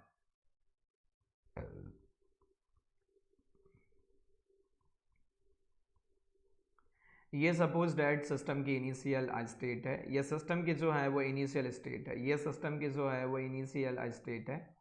अब सिस्टम जो है वो आइदर दूसरे सिस्टम से या सराउंडिंग के साथ जो है वो इंटरेक्शन करता है, इंटरेक्ट करता है। इंटरेक्शन से डिफरेंट डिफरेंट स्टेट उसकी आती है। मान लो सपोज ऐसी उसकी स्टेट आती चली जा रही है n नंबर ऑफ, और ये स्टेट जो हैं बाद में हम बोलेंगे। जैसे सपोज ऐसे कुछ स्टेट आती चली जा रही हैं, जैसे मान लो ये अब पहली स्टेट थी, ये सिस्टम की सेकंड स्टेट है, ये जो सिस्टम की है ये थर्ड स्टेट है, ये सिस्टम की फोर्थ स्टेट है, और ऐसे करते करते मान लो सपोज यहाँ पर सिस्टम की nth स्टेट है, nth स्टेट है।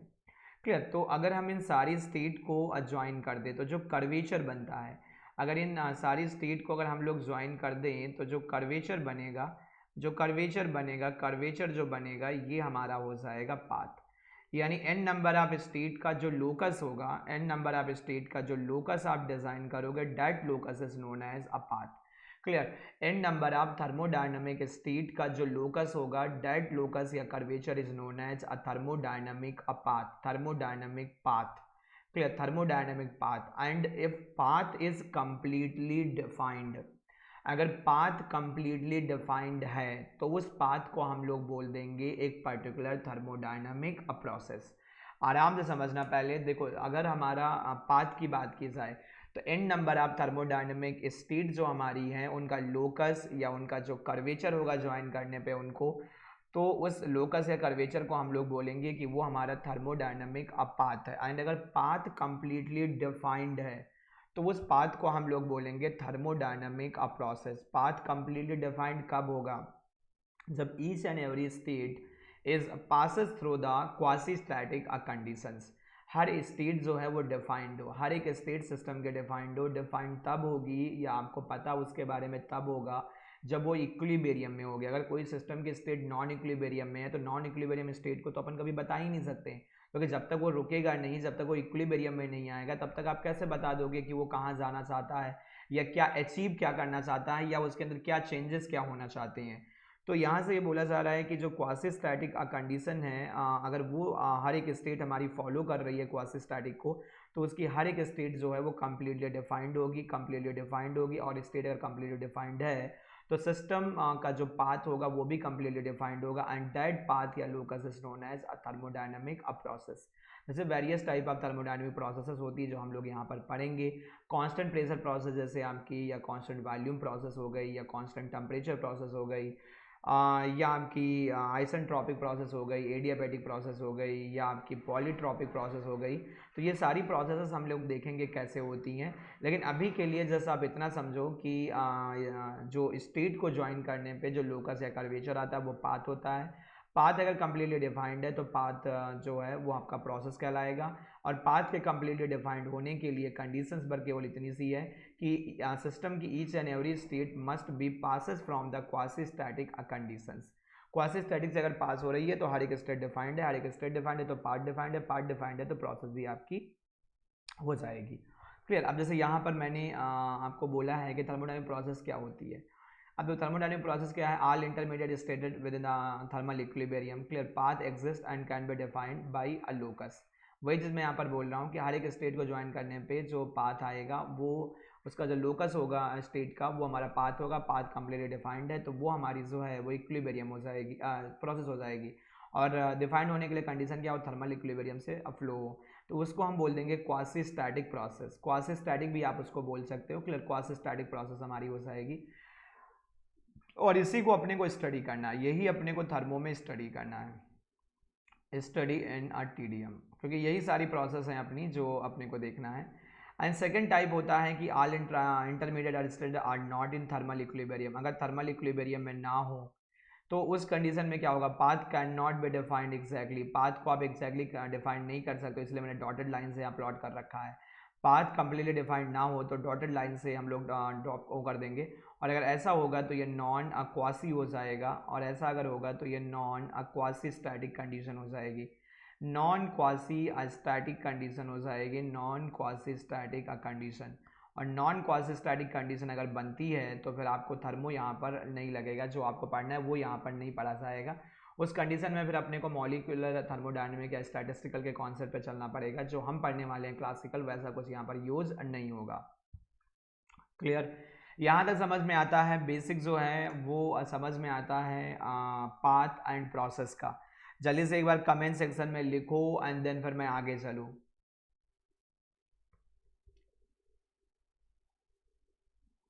अगर ये समझ में आता है कमेंट सेक्शन में जल्दी से लिखो।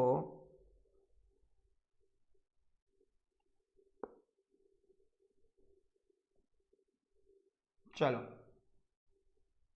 आगे चलते हैं फिर। क्लियर। तो जैसे ये यहाँ पर बना रखा है कि यहाँ से शुरू हुआ। क्लियर। ये आपका प्रोसेस वेरिएबल कुछ हो गया, मान लो वॉल्यूम हो गया, थर्मोडायनेमिक स्केल मान लो प्रेशर हो गई।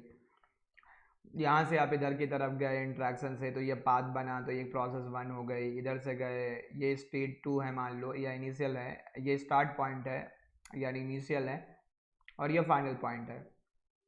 तो एक इनिशियल से दूसरे इनिशियल के बीच में बहुत सारी प्रोसेसेस आपकी बन सकती हैं। प्रोसेस 1 हो गई, प्रोसेस 2, प्रोसेस 3 डिफरेंट डिफरेंट, या प्रोसेस 4 हो गई सपोज, प्रोसेस जो है वो 5 हो गई, ऐसे। तो एक स्टेट दो स्टेट के बीच में मल्टी या इनफाइनाइट नंबर ऑफ प्रोसेस जो है वो आप एग्जीक्यूट करवा सकते हो। कुछ प्रैक्टिकली पॉसिबल होंगी, कुछ पॉसिबल नहीं होंगी, तो ऐसे ही आप यहाँ से बोल सकते हो। चलिए अब देखो, सबसे मेजर जो अपने को पहले समझना है वो समझना है concept of a reversible and irreversible process. Reversible या इररिवर्सिबल प्रोसेस का कॉन्सेप्ट कैसे होता है वो थोड़ा सा अपने को जानना है, और यहाँ से अपने को उसका कॉन्सेप्ट जो है वो देखना है। देखो मैं थोड़ा सा आपको ये बता देता हूँ कि रिवर्सिबल और इररिवर्सिबल का जो कॉन्सेप्ट होता है, रिवर्सिबल और इररिवर्सिबल प्रोसेस का जो दो कॉन्सेप्ट होता है, क्लियर, वो थोड़ा सा आप कुछ ऐसे समझो कि जैसे यहाँ से अगर हम लोग देखें तो रिवर्सिबल और इरिवर्सिबल का जो कॉन्सेप्ट होता है, रिवर्सिबल और इरिवर्सिबल का वो कॉन्सेप्ट कैसे होता है देखो। और यहाँ पर केवल हम लोग थ्योरी देख रहे हैं, बिल्कुल थ्योरी, बिल्कुल बेसिक लेवल पे देख रहे हैं, वनली थ्योरी, वनली थ्योरी। और बेसिक लेवल पे हम लोग देख रहे हैं, बेसिक लेवल, बेसिक लेवल पे हम लोग देख रहे हैं, बेसिक लेवल। बाकी सब इसको हम डिटेल में पढ़ेंगे इन डिटेल्स, डिटेल्स में हम लोग देखेंगे जब हम लोग पढ़ेंगे रिवर्सिबिलिटी एंड इरिवर्सिबिलिटी, उनका कंट्रोल कैसे होता है, क्लियर, और उनके कॉजेज़ क्या होते हैं। जब सेकंड एंट्रोपी के बाद देखेंगे, आफ्टर एंट्रोपी, एंट्रोपी के बाद हम लोग पढ़ेंगे रिवर्सिबिलिटी और इरिवर्सिबिलिटी का जो कॉन्सेप्ट होते हैं, और सेपरेट टॉपिक भी पढ़ेंगे रिवर्सिबल और इरिवर्सिबल। तो अभी के लिए केवल मैं डेफिनेशन बता रहा हूँ कि रिवर्सिबल और इरिवर्सिबल प्रोसेस होती क्या है। देखो रिवर्सिबल प्रोसेस जो है वो एक आइडियल प्रोसेस होती है। रिवर्सिबल प्रोसेस को आप ये भी बोल सकते हो एक आइडियल प्रोसेस है, आइडियल प्रोसेस, या आप ये बोल सकते हो process with zero losses, process with zero losses, process with zero losses, process with zero losses, clear, zero losses. अब समझना पहले देखो, रिवर्सिबल का मतलब होता है कि एक ऐसी प्रोसेस हम लोग एग्जीक्यूट करें, एक ऐसी प्रोसेस सपोज हम लोग एग्जीक्यूट करें, या एक ऐसी थर्मोडायनेमिक प्रोसेस हम सिस्टम में देखें कि अगर उस प्रोसेस को हम रिवर्स कर दें, अगर उस प्रोसेस को हम रिवर्स कर दें, तो रिवर्स करने के बाद सिस्टम एंड सराउंडिंग ये बता ना पाएँ कि उनके साथ कभी कुछ हुआ भी था। यानी सिस्टम एंड सराउंडिंग में जितना भी रेसिड्यू इफेक्ट है वो पूरा का पूरा काउंटर बैलेंस हो जाए। फॉरवर्ड डायरेक्शन में जब रिएक्शन को हमने प्रोसीड किया या प्रोसेस को जब कैरी किया, तो फॉरवर्ड डायरेक्शन में जो भी इफेक्ट आए उसको जब हम बैकवर्ड डायरेक्शन में करें तो पूरे के पूरे इफेक्ट जो है वो ओवरकम हो जाए। यानी ना तो सिस्टम बता पाए, ना तो सराउंडिंग बता पाए कि उसके साथ कभी कुछ हुआ भी था ऐसा थर्मोडायनेमिक उसको लेके, कॉन्सेप्ट को लेके कभी कुछ नहीं हुआ। अगर ऐसा होता है तो हम लोग ये बोलेंगे कि वो प्रोसेस जो है वो आपकी थर्मोडायनेमिक प्रोसेस होगी, रिवर्सिबल प्रोसेस होगी। And reversible process is ideal या हाइपोथेटिकल कॉन्सेप्ट होता है जो विदाउट लॉसेस जो है वो प्रोसीड होता है, without a losses. Without losses जैसे ही बोला, इसका मतलब फ्रिक्शन लेस कंडीशन होनी चाहिए, जिसका मतलब जो है वो फ्रिक्शन लेस कंडीशन होनी चाहिए। जैसे ही बोला विदाउट लॉसेस जो है वो फ्रिक्शन लेस कंडीशन होनी चाहिए, फ्रिक्शन लेस अ कंडीशन। और देखो ये प्रोसेस जो होती है वो इनफाइनाइटेसिमल स्लोनेस के साथ कैरी की जाती है, तभी जाके धीरे धीरे धीरे धीरे जो है फ्रिक्शन आपका जो है वो ऑलमोस्ट नेग्लिजिबल हो जाता है। तो ये जो है वो इनफाइनाइटली स्लो होती है, इनफाइनाइटली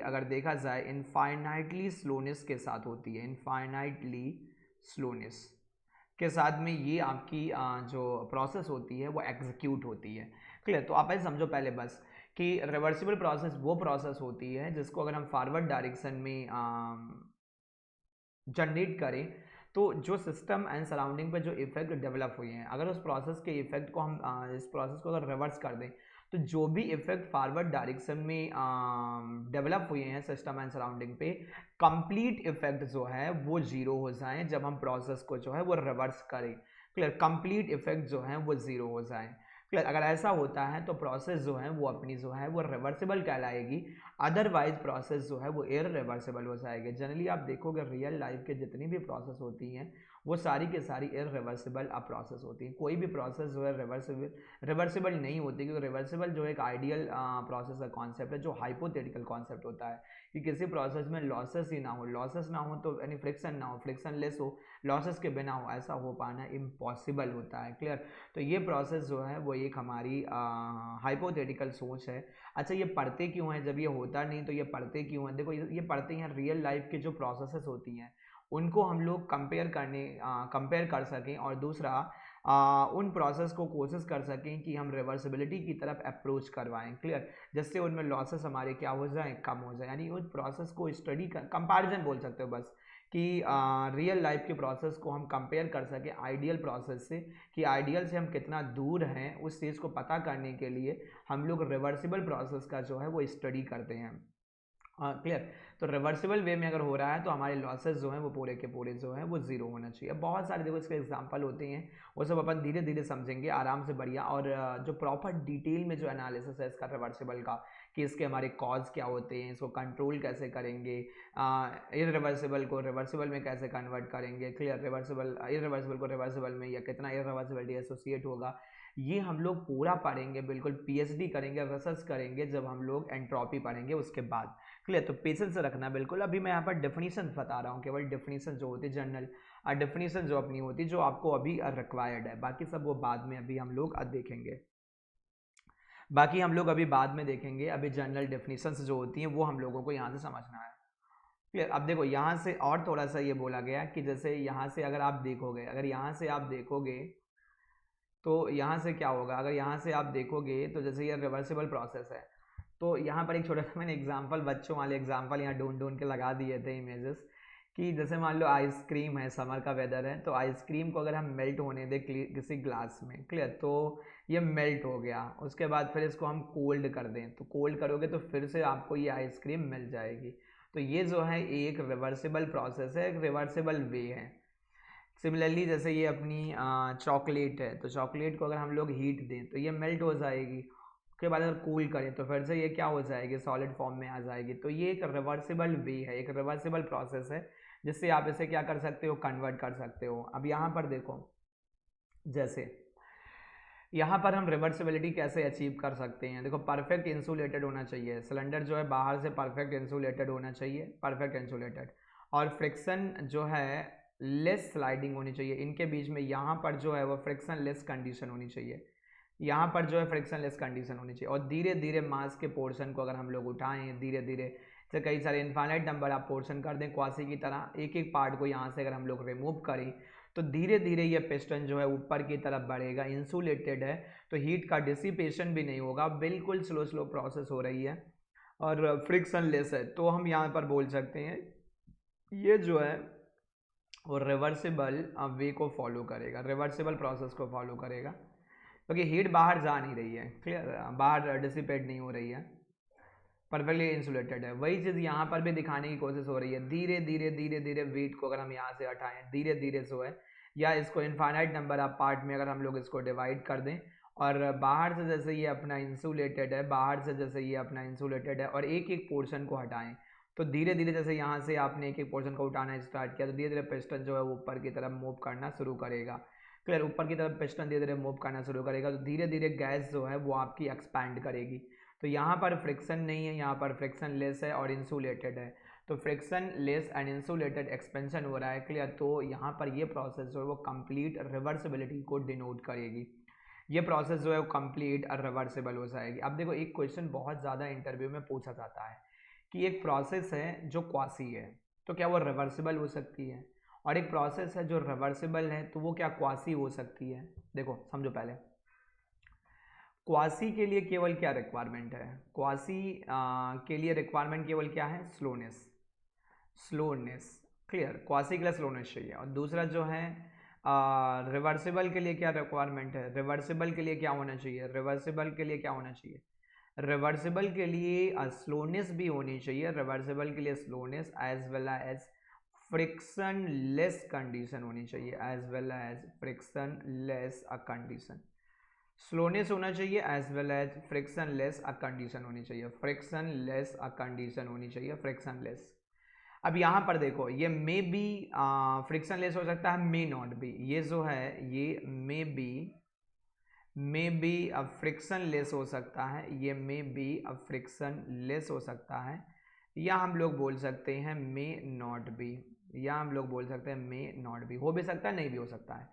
तो अगर क्वासी हमारी फ्रिक्शन लेस होती है तो वो रिवर्सिबल की कैटेगरी में आ जाएगी, और अगर फ्रिक्शन लेस नहीं होती है तो फिर वो रिवर्सिबल की कैटेगरी में दोस्त नहीं आएगी।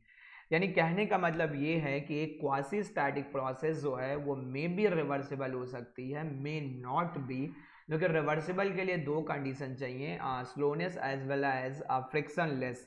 तो एक क्वासी जो है वो मे बी रिवर्सिबल हो सकती है, मे नॉट बी, लेकिन एक रिवर्सिबल प्रोसेस 110% जो है वो क्वासी प्रोसेस होगी, क्वासी स्टैटिक प्रोसेस होगी 110%, क्योंकि रिवर्सिबल प्रोसेस जो है वो स्लोनेस प्रोसेस को डिनोट कर रही है और क्वासी के लिए केवल स्लोनेस चाहिए।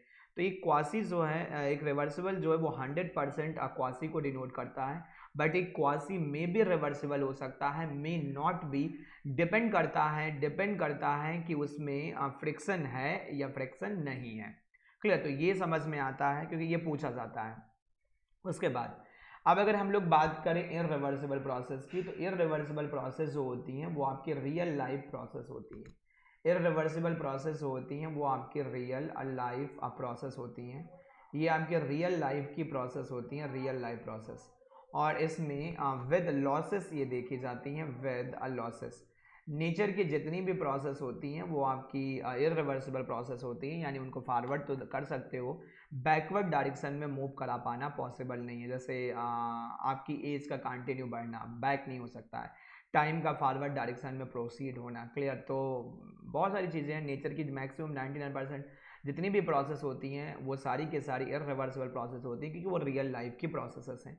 इररिवर्सिबल को आप तो प्रॉपर तरीके से डिफाइन भी कर सकते हो कि इररिवर्सिबल प्रोसेस हमारी वो प्रोसेस हैं कि जिनको अगर हम फॉरवर्ड डायरेक्शन में प्रोसीड करें, उसके बाद जब रिएक्शन को बैक करें तो कुछ ना कुछ सिस्टम या सराउंडिंग में रेसिड्यू रह जाए।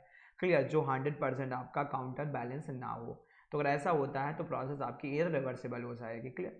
अब जैसे मान लो क्या होता है, जैसे आपका टोस्ट है, आप टोस्ट जो है वो आप जो है ये आप जैसे टोस्ट को जो है गरम करते हो, टोस्ट मशीन जो आपकी है। क्लियर? तो ये आपका गर्म हो गया, हीटेड हो गया, रेड हो गया। अब उससे फिर से आप जो है टोस्ट ब्रेड नहीं बना सकते हो। क्लियर? उससे फिर से आप टोस्ट ब्रेड नहीं बना सकते हो, तो that should be irreversible process. पहले हीट कर रहे हो तो ये टोस्ट में कन्वर्ट हो रहा है, तो उससे फिर से आप जो है वो वैसा ही टोस्ट ठंडा करके नहीं बना सकते हो। क्लियर? तो ये एक इररिवर्सिबल प्रोसेस है। सिमिलरली जैसे एग है, अंडा है। क्लियर? अंडे को आपने फ्राई कर दिया हीट दे के, अब उसके बाद आप चाहो कि इसको ठंडा रख करें, फ्रीज में रख के ठंडा करके इसको फिर से अंडा बना दें आमलेट को, तो ऐसा नहीं होगा। क्लियर? जैसे आपने हीटिंग किया तो आमलेट बन गई है, आमलेट के बाद फिर से चाहो कि नहीं इसको हम अंडा बना दें, तो ऐसा नहीं होगा। क्लियर? तो ये थोड़ा सा एक जो प्रोसेस है वो इररिवर्सिबल चेंजेस है, इररिवर्सिबल चेंजेस हैं, इनको आप बैकवर्ड डायरेक्शन में फिर से मूव नहीं करा सकते हो। कुछ एग्जांपल्स लिखे हुए हैं और ये एग्जांपल्स हम लोग अभी डिटेल में पढ़ेंगे भी। क्लियर? एक्सटेंशन ऑफ स्प्रिंग का एक्सटेंशन जो रिवर्सिबल है, फिर से वो वापस आ जाता है। स्लो एडियाबैटिक कंप्रेशन और expansion of gaseous insulated condition में गर्म करें। Electrolysis with no resistance in electrolyte and frictionless motion of the solid. Clear? Solid का जो फ्रिक्शनलेस मोशन होता है सरफेस पे। Slow isothermal expansion and compression of gaseous. Clear? और यहाँ पर अगर हम लोग देखें तो यहाँ पर क्या हो जाएगा, जैसे इररिवर्सिबल प्रोसेस आपकी थ्रॉटलिंग हाईली इररिवर्सिबल प्रोसेस होती है, heat transfer highly irreversible process है, डिफ्यूजन हाईली इररिवर्सिबल है, इलेक्ट्रिसिटी फ्लो थ्रू और रेजिस्टेंस ये भी हमारी जो हाईली इररिवर्सिबल प्रोसेस है, relative motion with friction highly irreversible process है। ये सब मैं आपको प्रूफ भी करके दिखाऊंगा, ये प्रूफ करूंगा अभी, सब ये सारी के सारी अभी प्रूफ करेंगे। ये सारे के सारे जो हैं वो प्रूफ करेंगे कि कितना हमारा इररिवर्सिबिलिटी एसोसिएट होगा। ये हर एक प्रोसेस में हम लोग इररिवर्सिबिलिटी आई निकालेंगे, आई इररिवर्सिबिलिटी कैलकुलेट करेंगे कि इररिवर्सिबिलिटी कितना होगा। क्लियर? ये आपके रिवर्सिबल प्रोसेस हो जाती हैं, ये रिवर्सिबल प्रोसेस हो जाती हैं। चलिए, तो यहाँ तक आपका हो जाएगा, पहले यहाँ तक कहानी हो जाएगी। जल्दी से कमेंट सेक्शन में नीचे टाइप करो, रिवर्सिबल इररिवर्सिबल का बेसिक जो डेफिनेशन है ये समझ में आता है क्या? रिवर्सिबल और इररिवर्सिबल का जो बेसिक डेफिनेशन है ये समझ में आता है क्या? जल्दी से कमेंट सेक्शन में टाइप करके बताओ। रिवर्सिबल और इररिवर्सिबल का जो बेसिक डेफिनेशन है ये समझ में आता है क्या? Reversible and irreversible, reversible and irreversible process का जो बेसिक डेफिनेशन है ये समझ में आता है क्या? रिवर्सिबल एंड इररिवर्सिबल का जो बेसिक डेफिनेशन है ये जल्दी से मुझे कमेंट सेक्शन में बताओ, ये समझ में आता है? रिवर्सिबल एंड इररिवर्सिबल का बेसिक डेफिनेशन। चलो, तो अगर कोई प्रॉब्लम होता है यहाँ तक समझने के लिए, यहाँ तक अगर समझ में नहीं आता है, कुछ प्रॉब्लम होता है, तो फिर इस नंबर पे आप मुझे मैसेज करते रहना 7073442604। इस नंबर पे आप मुझे मैसेज कर देना अगर कुछ प्रॉब्लम होता है। क्लियर? तो व्हाट्सअप कर सकते हो इस नंबर पे, इस नंबर पे आप मुझे व्हाट्सअप कर सकते हो। अच्छा, थोड़ा सा आपको बताना था कि जैसे सब्सक्रिप्शन जो प्लान है, क्लियर, जैसे उसमें बहुत सारे बच्चों ने अभी सब्सक्रिप्शन लिया है और बहुत सारे बच्चे अभी अप्रोच कर रहे हैं कि सर हम लोग सब्सक्रिप्शन कैसे लें या सब्सक्रिप्शन कितने दिन का लें। क्लियर, तो क्या ये बेनिफिशियल होगा, तो उसके लिए मैं आपको थोड़ा सा ये बता देता हूँ कि जैसे ही गेट एंड ईएससी दोनों के सब्सक्रिप्शन अगर आप देखोगे, गेट एंड ईएससी दोनों के सब्सक्रिप्शन अगर आप देखोगे, तो गेट एंड ईएससी दोनों एग्ज़ाम जो है वो नेशनल लेवल के एग्ज़ाम है दोस्त, और दोनों का जो सब्सक्रिप्शन है, क्लियर, वो एक उससे जो है वो आपके सारे कोर्सेज एक्सेस हो जाएंगे। अब तो थ्रू आउट द ईयर बहुत सारे एग्ज़ाम होते रहते हैं, जैसे बीआरसी का हो गया, इसरो का हो गया, या आपका सीआईएल हो गया, वाइजैग स्टील हो गया, एनएलसी हो गया, आईपेड एग्ज़ाम जैसे अभी इंट्रोड्यूस हुआ है, ईएस हो गया। तो ये सारे एग्ज़ाम का कुछ ना कुछ जो है सीरीज़ वहाँ पर रन होता रहता है, अगर एजुकेटर ऐप पे अगर आप देखोगे तो, और टॉप एजुकेटर के थ्रू। तो मैं आपको ये सजेस्ट करूंगा कि जैसे आप सब्सक्रिप्शन को प्लान कर रहे हो तो मिनिमम 12 मंथ के लिए प्लान करो, मिनिमम 12 मंथ के लिए, क्योंकि 9 to 10 मंथ आपको लगेगा सिलेबस को कंप्लीट करने के लिए। एंड देन वहाँ पर वीकली टेस्ट पेपर भी होते हैं, तो वो आप प्रॉपर प्लान कर सकते हो। एंड फिर टेस्ट सीरीज भी होती है, मेगा क्विजेस भी होते हैं, डाउट सेशन भी, तो वो भी आप वहाँ से प्लान कर सकते हो। क्लियर, तो वो अगर आप देखोगे तो मिनिमम आपको 12 मंथ का मैं सजेस्ट करूंगा। और ये अगर देखोगे तो ये ओनली 25,000 का है, केवल 25,000 का। और अगर आज रेफरल कोड को यूज़ कर दो EMYT अमित मौर्य यूट्यूब, तो आपको इंस्टेंट 10% का डिस्काउंट मिलेगा। एंड डिस्काउंट के बाद जो अमाउंट आपको पे करना पड़ेगा, ये 22,500 अमाउंट आपको पे करना पड़ेगा। एंड थोड़ा सा अगर आप और तरीके से देखना चाहते हो, क्लियर, थोड़ा और तरीके से देखना चाहते हो यानी टाइम एंड कॉस्ट वाइज, तो मैं आपको सजेस्ट करूंगा फिर आप जो है वो 24 मंथ के लिए जाइए, यानी 2 ईयर सब्सक्रिप्शन प्लान को देखिए। क्योंकि 2 ईयर का जो सब्सक्रिप्शन प्लान है ये आपका 30,000 का पड़ेगा, ओनली 30,000 का, केवल 30,000 का।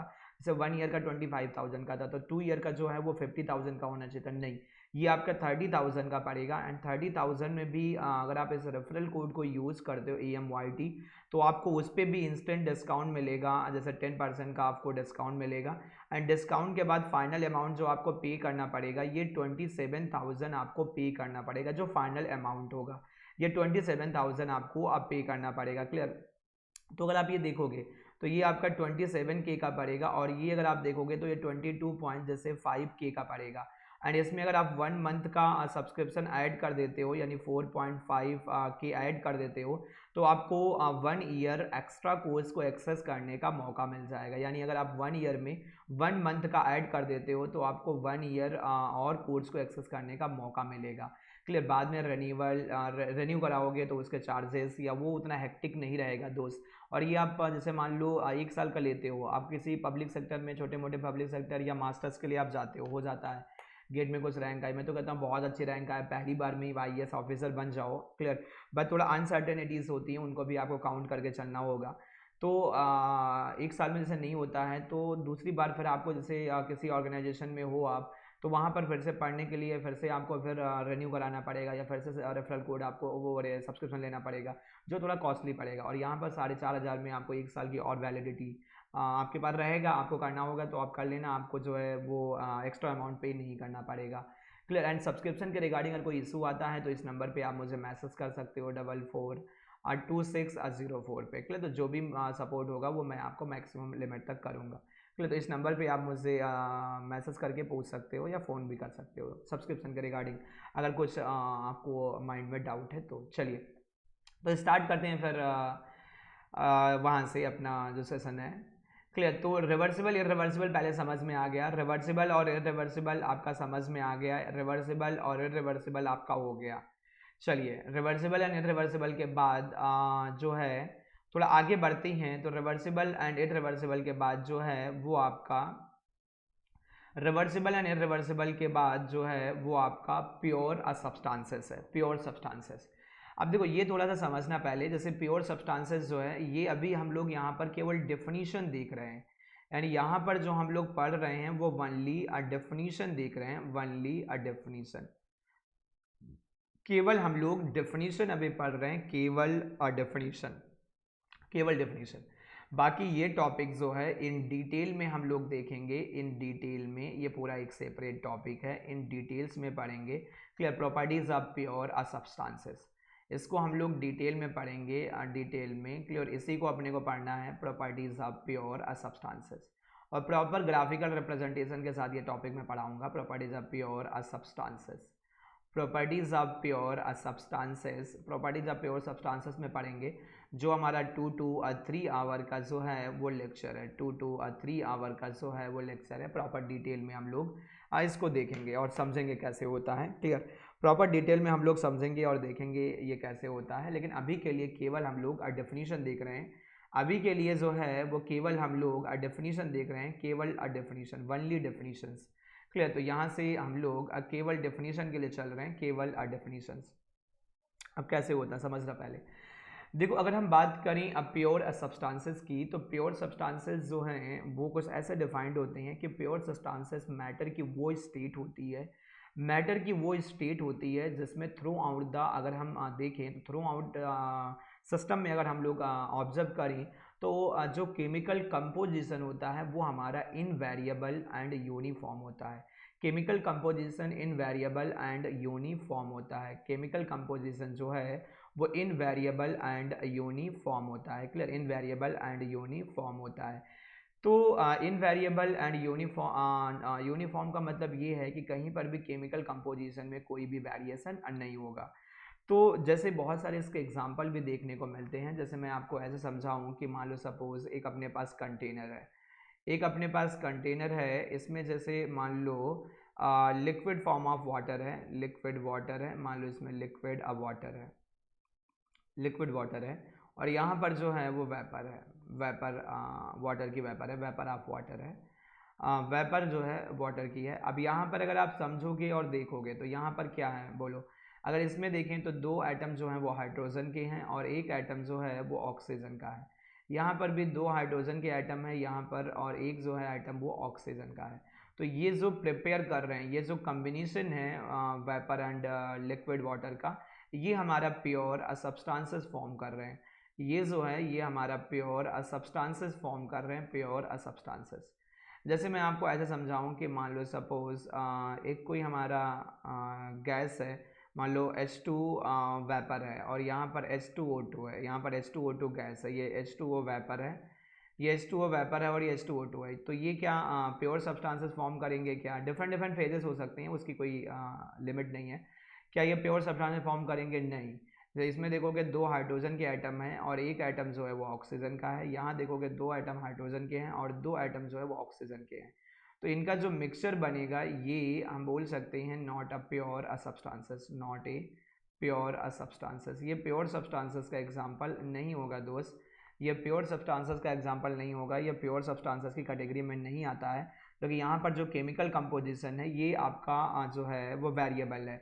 केमिकल कंपोजिशन जो है वो चेंज हो जा रहा है, और केमिकल कंपोजिशन अगर चेंज होगा तो फिर ये प्योर सब्सटेंसेस की कैटेगरी में नहीं आएगा दोस्त, इसको आप प्योर सब्सटेंसेस नहीं बोल सकते हो।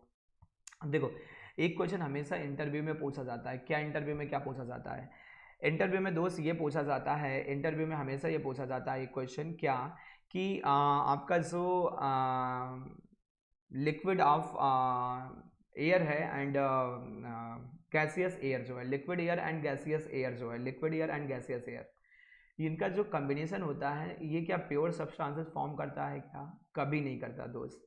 क्यों नहीं करता है? देखो, गैसियस एयर में जो केमिकल कंपोजिशन होता है, चाहे वो मॉइस्चर का हो या हमारा नाइट्रोजन ऑक्सीजन, या जो नाइट्रोजन के जो एलिमेंट होते हैं नॉक्स और ये सब, जैसे ही उनको हम लिक्विड फॉर्म में लाते हैं यानी कंडेंस करते हैं, उनका जो कंपोजिशन होता है वो बदल जाता है। तो जो गैसियस एयर में होता है जो कंपोजिशन एलिमेंट का, वो लिक्विड एयर में कभी नहीं होता है, वो लिक्विड एयर में कभी नहीं होता, दोनों बदल जाते हैं केमिकल कंपोजिशन। तो अगर उन दोनों को आप एक साथ मिक्स करोगे और आप ये पूछोगे कि जो उन दोनों का कम्बिनेशन है क्या वो प्योर सब्सटेंसेस है, तो वो प्योर सब्सटेंसेस कभी नहीं होगा, क्योंकि गैसियस में केमिकल कंपोजिशन कुछ और होगा या एलिमेंट की प्रेजेंस जो है कुछ और होगी। यहाँ पर देखोगे तो एलिमेंट की प्रेजेंस जो है वो कुछ और होगी। ये हल्का सा एक डायग्राम छोटा सा बच्चों वाला यहाँ प्लेस कर दिया था। Clear, matter and pure substances, element and compound, mixture, homogeneous and heterogeneous. Clear, तो ये हल्का सा एक डायग्राम यहाँ पर प्लेस कर दिया था। अब देखो, अगर हम बात करें अब प्योर सब्सटेंसेस की, तो प्योर सब्सटेंसेस में आप ये समझ के चलना है कि बहुत ज़्यादा इंपॉर्टेंट टॉपिक है प्योर सब्सटेंसेस, और सबसे थर्मो का सबसे क्रिटिकल टॉपिक है। क्यों? क्योंकि इसका वाइडली यूज़ किया जाता है, चाहे आप पावर प्लांट की बात करो। क्लियर, इसका बहुत ज़्यादा यूज़ करते हैं हम लोग, पावर प्लांट में यूज़ करते हैं। अगर इसको देखोगे तो इसको जो है हम बहुत ज़्यादा जो है वो पावर प्लांट में यूज़ करते हैं। क्लियर। पावर प्लांट में बहुत ज़्यादा इसको हम लोग यूज़ करते हैं। पावर प्लांट में जैसे रैंकाइन साइकिल हो गई, या बॉयलर, या वहाँ पर स्टीम टरबाइन का जो स्टडी होता है, या हम रेफ्रिजरेशन एयर कंडीशनिंग की बात करें तो आरएसी में भी इसका बहुत ज़्यादा वाइडली यूज़ होता है। RAC refrigeration and air conditioning में जब हम लोग वीसीआरसी साइकिल पढ़ते हैं तो वीसीआरसी साइकिल में भी इसका मैक्सिमम यूज़ आपको देखने को मिलेगा। तो प्रॉपर्टीज़ ऑफ जो ये प्योर सब्सटेंसेस हैं, इनको अगर सही से हम देखें तो इनको हम डिटेल में स्टडी करेंगे जब हम पढ़ेंगे प्रॉपर्टीज़ ऑफ प्योर सब्सटेंसेस दोस्त। तो टेंशन लेने की जरूरत नहीं है। और यहाँ पर मल्टी फेजेस हो सकते हैं। फेजेस मतलब solid, liquid and gas. Clear. तो सॉलिड, लिक्विड, गैस तीनों फेज हो सकते हैं, या मे बी दो फेजेस को मिला के आप प्योर सब्सटेंसेस को डेवलप कर रहे हो, मे बी, या तीनों फेज हो सकते हैं। तो यहाँ पर एक छोटा सा जो मेजर फार्मूला होता है वो मैं पहले आपको बता देता हूँ। बाकी फिर डिटेल में मैंने बोला है कि जब प्रॉपर्टीज ऑफ प्योर सब्सटेंसेस हम लोग स्टडी करेंगे तो वहाँ पर गिब्स के फेज रूल को भी प्रॉपर तरीके से हम लोग देखेंगे।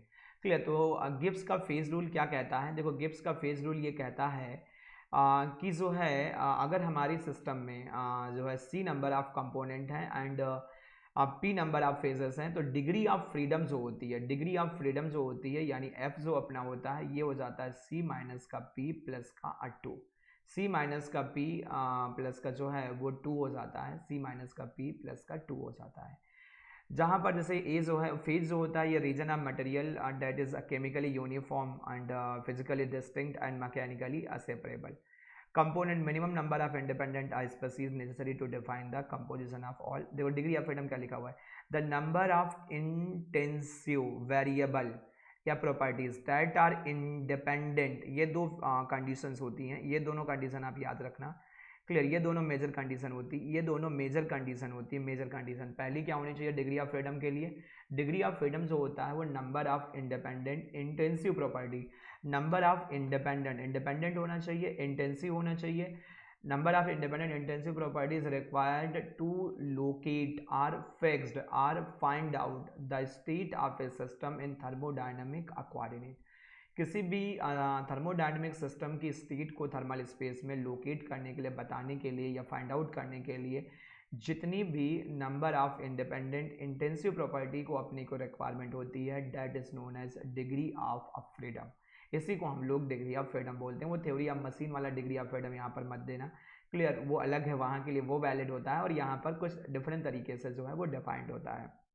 अब देखो, जैसे हम लोग ये देखें तो ये आपका ये निकल के आ जाता है। Clear. F C and this, तो यहाँ से ये गिब्स फेज रूल हो गया। एंड देन अगर बाइनरी सिस्टम होता है जिसमें हमारा एक प्रेशर जो है वो कांस्टेंट हो जाए, पी अगर 1 atm हो जाए, तो यहाँ पर जो है टू की जगह जो है वो 1 आ जाएगा। यहाँ पर टू की जगह हम लोग 1 लिख देंगे। फिर यहाँ पर टू की जगह जो है वो 1 आ जाएगा। यहाँ पर टू की जगह हम लोग 1 को यूज़ करेंगे। क्लियर। अब देखो, यहाँ से अगर हम थोड़ा सा आगे चलें, यहाँ से अगर हम लोग थोड़ा सा आगे चलें, तो जैसे एक पॉइंट होता है triple point of the water, जैसे एक ट्रिपल पॉइंट ऑफ वाटर है, तो इसकी जो कंडीशंस है वो सब मैं अभी लिखूंगा। ट्रिपल पॉइंट पे प्रेशर कितना होता है, टेम्परेचर कितना होता है, वो सब मैं लिखूंगा। ट्रिपल पॉइंट पे सॉलिड, लिक्विड और वेपर, ये तीनों फेज आपके आके मिलते हैं। यानी यहाँ पर अगर देखा जाए तो नंबर ऑफ फेजेस जो होते हैं वो 3 होते हैं। एलिमेंट अगर देखे जाए, यानी कंपोनेंट अगर देखे जाए, तो कंपोनेंट केवल एक है, यानी वाटर है। तो अगर ट्रिपल पॉइंट पे मैं डिग्री ऑफ फ्रीडम की बात करूँ, एफ की अगर मैं बात करूँ एट ट्रिपल पॉइंट पे, triple point of water, triple point of water, triple point of water. Clear. तो वाटर के ट्रिपल पॉइंट पे डिग्री ऑफ फ्रीडम हमारा कितना होगा, डिग्री ऑफ फ्रीडम। तो ट्रिपल पॉइंट ऑफ वाटर पे जो डिग्री ऑफ फ्रीडम अपना जो होगा वो हो जाएगा, जैसे यहाँ से सी माइनस का पी प्लस टू, ये फॉर्मूला होता था, ये होता था सी माइनस का पी प्लस का जो है वो टू होता था। तो नंबर ऑफ कंपोनेंट कितने, 1 है। नंबर ऑफ फेजेस कितने हैं आपके, 3 है। एंड प्लस का जो है ये 2 हो जाएगा, तो ये कैंसिल हो जाएगा, और यहाँ से डिग्री ऑफ फ्रीडम जो है वो 0 निकल के आ जाएगा। डिग्री ऑफ फ्रीडम जो है ये 0 निकल के आ जाएगा। तो ट्रिपल पॉइंट पे जो डिग्री ऑफ फ्रीडम होती है वो 0 होती है। एंड ट्रिपल पॉइंट जो होता है एक फिक्स्ड पॉइंट होता है, इसीलिए ट्रिपल पॉइंट जो होता है वो फिक्स्ड पॉइंट होता है, फिक्स्ड पॉइंट। क्लियर। ये मूव नहीं कर सकता है, ये इसमें वेरिएशन देखने को आपको नहीं मिलेगा। ट्रिपल पॉइंट में आपको वेरिएशन देखने को नहीं मिलेगा, क्योंकि ये जो है वो एक फिक्स पॉइंट होता है, फिक्स पॉइंट, जिसमें हमारा सॉलिड, लिक्विड एंड वेपर के करस्पॉन्डिंग अगर देखा जाए तो स्टेट हमारी जो है वो फिक्स स्टेट होती है।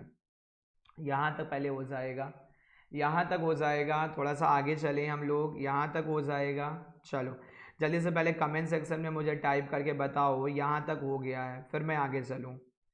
पहले कमेंट सेक्शन में मुझे टाइप करके बताओ कि यहाँ तक हो गया है, फिर मैं आगे चलूँ। क्लियर। कमेंट सेक्शन में जल्दी से मुझे एक बार अब बताओ कि यहाँ तक हो गया है, फिर आगे चलें हम लोग। चलो तो यहाँ तक हो जाएगा, यहाँ तक हो जाएगा। चलो आगे बढ़ते हैं फिर दोस्त, यहाँ तक हो जाएगा तो फिर आगे बढ़ते हैं, थोड़ा सा आगे बढ़ते हैं, थोड़ा सा कैसे होगा वो थोड़ा हम लोग समझते हैं।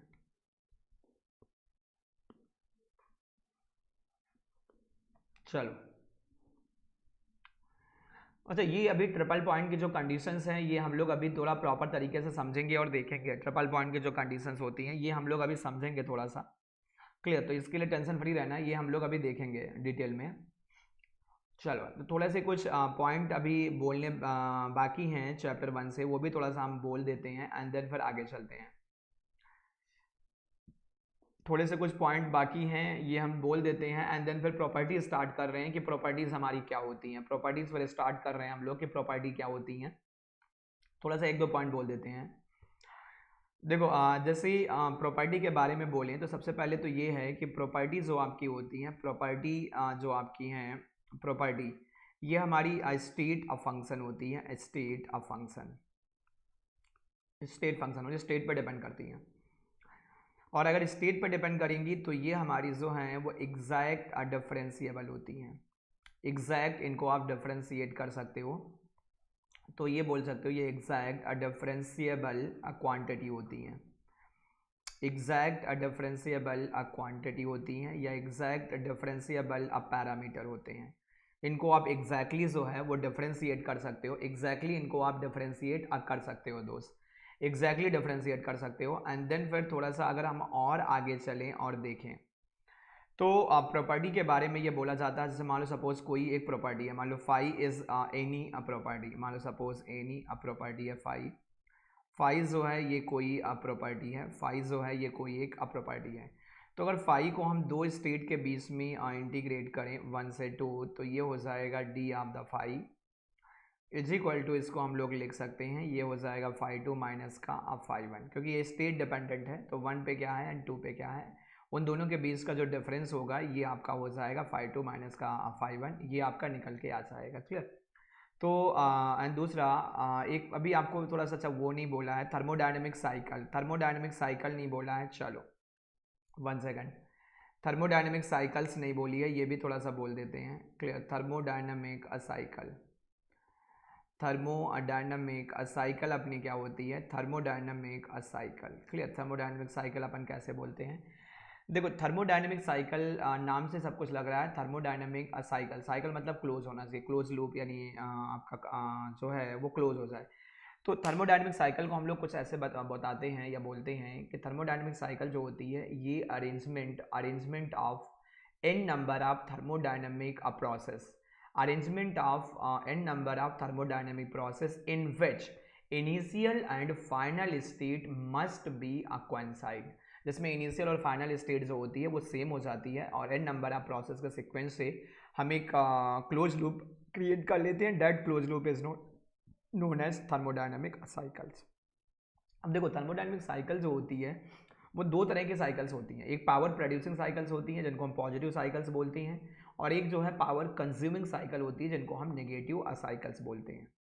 पावर प्रोड्यूसिंग साइकिल जो होती हैं वो पावर प्लांट यानी पॉजिटिव डिवाइस में यूज़ की जाती हैं, जैसे आपका स्टीम पावर प्लांट हो गया, आपका गैस पावर प्लांट हो गया, इंटरनल कंबसन प्लांट हो गया। तो ये जो प्लांट होते हैं जो पावर प्रोड्यूसिंग प्लांट होते हैं, ऑटोमोबाइल हो गया, तो उसमें हम लोग जो है ये पॉजिटिव साइकिल्स यूज़ करते हैं, पॉजिटिव साइकिल्स। और जो नेगेटिव साइकिल्स होती हैं ये हमारी यूज़ की जाती हैं, जैसे हमारे डिवाइसेस होते हैं नेगेटिव, जैसे रेफ्रिजरेटर हो गया, हीट पंप हो गया, तो उसमें नेगेटिव साइकिल का कॉन्सेप्ट होता है। Clear, refrigerator VC RC cycle हो गई, वेपर एब्जॉर्प्शन साइकिल हो गई, या हमारी रिवर्स गैस पावर साइकिल हो गई, reverse gas refrigeration Bell Coleman जिसको हम लोग बोलते हैं। तो ये जो साइकिल्स होती हैं ये हमारी नेगेटिव साइकिल्स होती है जिसमें हम पावर को देते हैं, जो पावर कंज्यूम्स करती हैं। देन ये बोला जाता है ओपन एंड क्लोज का कॉन्सेप्ट होता है, और फिर अपना जो है वो जो हमारी पॉजिटिव साइकिल्स होती हैं वो पीवी डायग्राम पे या टीएस डायग्राम पे अगर आप देखोगे तो क्लॉकवाइज वे में रोटेट होती हैं, और जो हमारी नेगेटिव साइकिल्स होती हैं यानी रेफ्रिजरेशन साइकिल जिसको हम लोग बोलते हैं, वो साइकिल जो हमारी पीवी डायग्राम पे देखोगे या टीएस डायग्राम पे अगर आप देखोगे तो वो हमारी एंटी क्लॉकवाइज डायरेक्शन में जो है वो एग्जीक्यूट होती है, एंटी क्लॉकवाइज डायरेक्शन में एग्जीक्यूट होती हैं। यहाँ तक पहले वो जाएगा। अब देखो थोड़ा सा अगर हम लोग आगे चलें तो थर्मोडायनेमिक साइकिल आपकी यहाँ से ये हो जाएगी आपकी। जो थर्मोडायनेमिक साइकिल के लिए जैसे आपने कुछ ऐसे बोला कि मान लो सपोज सीक्वेंस ऑफ प्रोसेसेस है, सीक्वेंस ऑफ प्रोसेसेस है, तो डिफरेंट डिफरेंट टाइप की हम साइकिल्स अभी पढ़ेंगे। तो मान लो सपोज ये अपनी वॉल्यूम एक्सेस है और ये अपनी प्रेशर एक्सेस है। यहाँ पर मान लो सपोज अपनी जो है वो स्टेट 1 था, यहाँ पर स्टेट 1 है। क्लियर, यहाँ पर जैसे अपना स्टेट 1 है, यहाँ पर स्टेट 1 है। अब किसी आप डिफरेंट स्टेट में मान लो ऐसे जाते हो इस प्रोसेस को फॉलो करते हुए, तो मान लो सपोज ये आपकी जो है वो स्टेट 2 हो गई और इस प्रोसेस को आप फॉलो करते हो, तो मान लो सपोज ये जो है ये प्रोसेस आपकी ए हो गई। एंड देन फिर किसी डिफरेंट प्रोसेस से फिर आप रिवर्स वापस आ जाते हो अपनी इनिशियल स्टेट पे, तो मान लो सपोज आप प्रोसेस ये जो है ये बी हो गई। क्लियर, तो ये आप रिवर्स हो गए, तो आप जहाँ से चले थे वहीं पर आप आ गए। तो ये जो है ये आपकी एक साइकिल कंप्लीट हो गई by using a process A and B. अब यहाँ पर अगर आप देखोगे तो जैसे कंप्लीट साइकिल के लिए अगर आप देखोगे, कंप्लीट साइकिल के लिए, कंप्लीट साइकिल के लिए यानी कि साइक्लिक इंटीग्रल आप निकालो डी ऑफ फाई, जहाँ पर फाई जो है वो आपकी प्रॉपर्टी है। तो कंप्लीट साइकिल के लिए इंटीग्रेशन डी फाई जो होगा ये आपका 0 हो जाएगा, यानी प्रॉपर्टी का जो वेरिएशन होता है पूरे साइकिल में अगर देखा जाए तो पूरे साइकिल में अगर आप उसे इंटीग्रेट करोगे तो प्रॉपर्टी का जो इंटीग्रेशन होगा through out a complete cycle यानी डी आप फाई अगर आप निकालो तो ये आपका 0 निकल के आएगा। क्लियर, अगर प्रोसेस में देखोगे तो अलग होगा, यानी कि यहाँ से यहाँ तक अगर आप देखोगे यहाँ से यहाँ तक, तो जैसे मान लो यहाँ पर आपका जो वैल्यू है ये मान लो फाई 1 है, यहाँ पर फाई 2 है। तो अगर आप ऐसे लिखोगे कि integration of D phi for process A process के लिए ये हो जाएगा फाई 2 माइनस का phi 1, and integration of D phi, एक सेकंड ये डी पूरा है, कट नहीं है बीच में, कट नहीं है, इन सेकंड कट नहीं है, कट होगा तो इनएग्जैक्ट हो जाएगा, कट नहीं है दोस्त, कट नहीं है, मतलब बीच में कट नहीं है। तो ये हमारा कट नहीं है, कट नहीं है, कट नहीं है, यहाँ पर ये सही कर लेना, कट नहीं है यहाँ पर। तो ये डी फाई अगर हम लोग बी के लिए लिखें तो बी के लिए हो जाएगा फाई 1 माइनस का फाई 2। क्लियर, और दोनों को अगर हम यहाँ पर ऐड भी करें यहाँ से तो फाई 2 माइनस का फाई 1 एंड प्लस का जो है वो फाई 1 माइनस का फाई 2, तो ये दोनों कैंसिल आउट हो जाएंगे और ये 0 निकल आएगा। यानी कंप्लीट साइकिल के लिए, वही मैं बोल रहा हूँ, कंप्लीट साइकिल के लिए जो है वो प्रॉपर्टी का जो इंटीग्रेशन होता है वो हमारा 0 हो जाता है, क्योंकि जिस पॉइंट से हम लोग स्टार्ट करते हैं उसी पॉइंट पे फिर से वापस आ जाते हैं। चलिए यहाँ तक हो जाएगा। अब देखो थर्मोडायनेमिक्स जैसे सब्जेक्ट को स्टार्ट करने के लिए तो बेसिक जो डेफिनेशन है वो मैंने बाहर से अभी आपको बोल दी है। क्या क्या मैंने आपको बोला है जल्दी से मैं आपको रिकॉल करा दे रहा हूँ फिर से। थर्मोडायनेमिक्स हम पढ़ते क्यों हैं, थर्मोडायनेमिक्स होता क्या है, क्लियर, देन सिस्टम क्या क्या होते हैं, open close and isolated. Then उसके बाद फिर जैसे हम लोगों ने थर्मोडायनेमिक इक्विलिब्रियम के बारे में पढ़ा, देन अपन ने कॉन्टिनम अप्रोच के बारे में देखा कि कॉन्टिनम अप्रोच हमारी कैसे होती है। देन उसके बाद फिर हम लोगों ने स्टडी किया थोड़ा सा जो आपकी कंडीशंस होती थी, कौन सी प्रॉपर्टीज़ की, प्रॉपर्टीज़ में इंटेंसिव एक्सटेंसिव देखा, स्पेसिफिक प्रॉपर्टीज़ को हम लोगों ने स्टडी किया। देन स्टेट क्या होती थी, पाथ क्या होता था, थर्मोडायनेमिक प्रोसेस क्या होती है, क्वासी स्टैटिक कंडीशंस क्या होती है, रिवर्सिबल इरिवर्सिबल की कंडीशंस हमारी क्या होती हैं और कैसे उसको हम लोग देखते हैं। तो रिवर्सिबल इरिवर्सिबल को हम लोगों ने समझा। फिर जैसे उसके बाद हम लोगों ने प्योर सब्सटेंसेस के थोड़े से concept and Gibbs phase rule को हल्का सा बस समझा है, बस हल्का सा गिब्स फेज रूल को देखा है हल्का सा। क्लियर, तो ये यहाँ तक थोड़ा सा हो गया। एंड देन फिर साइकिल क्या होती है वो हम लोगों ने अभी अभी जस्ट देखा है। अब देखो यहाँ से फिर स्टार्ट होता है प्रॉपर्टीज़ जो होती हैं थर्मोडायनेमिक, जो प्रॉपर्टीज़ हैं वो अपने को थोड़ा सा डिफाइन करना होगा। थर्मोडायनेमिक प्रॉपर्टीज़ में जैसे आपका प्रेशर क्या होगा, टेम्परेचर क्या होगा, एंड टेम्परेचर जब आपका हो जाएगा फिर मैं डिफाइन करूँगा कि आपका हीट क्या होगी। हीट डिफरेंट डिफरेंट यानी एनर्जी को थोड़ा डिफाइन करेंगे एंड देन हीट को डिफाइन करेंगे। बेसिक डेफिनेशन पहले देखेंगे हीट की क्या होती है, देन बेसिक डेफिनेशन जो है वो वर्क की क्या होती है, थर्मोडायनेमिक पॉइंट ऑफ व्यू से वर्क की डेफिनेशन क्या होती है, देन चॉइस ऑफ सिस्टम क्या होगा, क्योंकि जीरो क्लास शुरू करने से पहले ये जो बेसिक डेफिनेशन है वो अपने को पता हो जाए।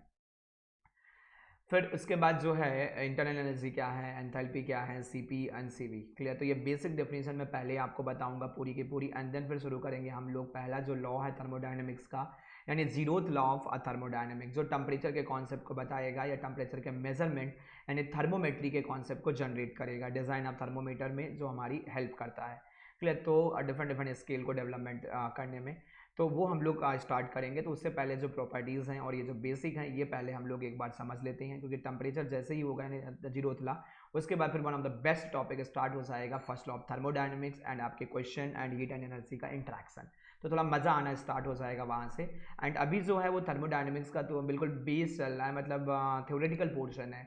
क्लियर, और इसको अगर हम लोग नहीं करेंगे तो वो जो आगे वाला जो कॉन्सेप्ट है वो हम लोग मैक्सिमम लेवल तक नहीं ले जा पाएंगे। क्लियर, चलिए, तो पहले सबसे पहले जो वैल्यू है वो हम लोग समझते हैं। पहली प्रॉपर्टी जो थर्मोडायनेमिक्स की है, पहली प्रॉपर्टी इज़ द प्रेशर। पहली प्रॉपर्टी जो है वो हम लोग अब प्रेशर समझते हैं, प्रेशर क्या होता है, प्रेशर क्या होता है। क्लियर, तो ये हमने एफएम में भी आपको डिस्कस किया था प्रेशर को, तो मैं उतना डिटेल में आपको नहीं ले जा रहा हूँ, मैं थोड़ा सा बाहर बाहर से आपको बोल दूंगा। क्लियर, अगर आपको बहुत डिटेल में प्रेशर देखना है तो एफएम में मैंने ऑलरेडी आपको पढ़ा रखा है। देखो, प्रेशर हमारा क्या होता था, प्रेशर जो है वो normal compressive external force per unit cross sectional area होता था। क्लियर, प्रेशर के लिए तीन बेसिक कंडीशन रिक्वायर्ड होती थी कि ये नॉर्मल होना चाहिए सरफेस के, कंप्रेसिव नेचर का होना चाहिए, यानी एक्सटर्नल टू द मीडियम होना चाहिए। यानी प्रेशर की अगर हम बात करें तो प्रेशर जो होता था वो एफ यू होता था divided by area of the cross section, ऐसे हम लोग लिखते थे।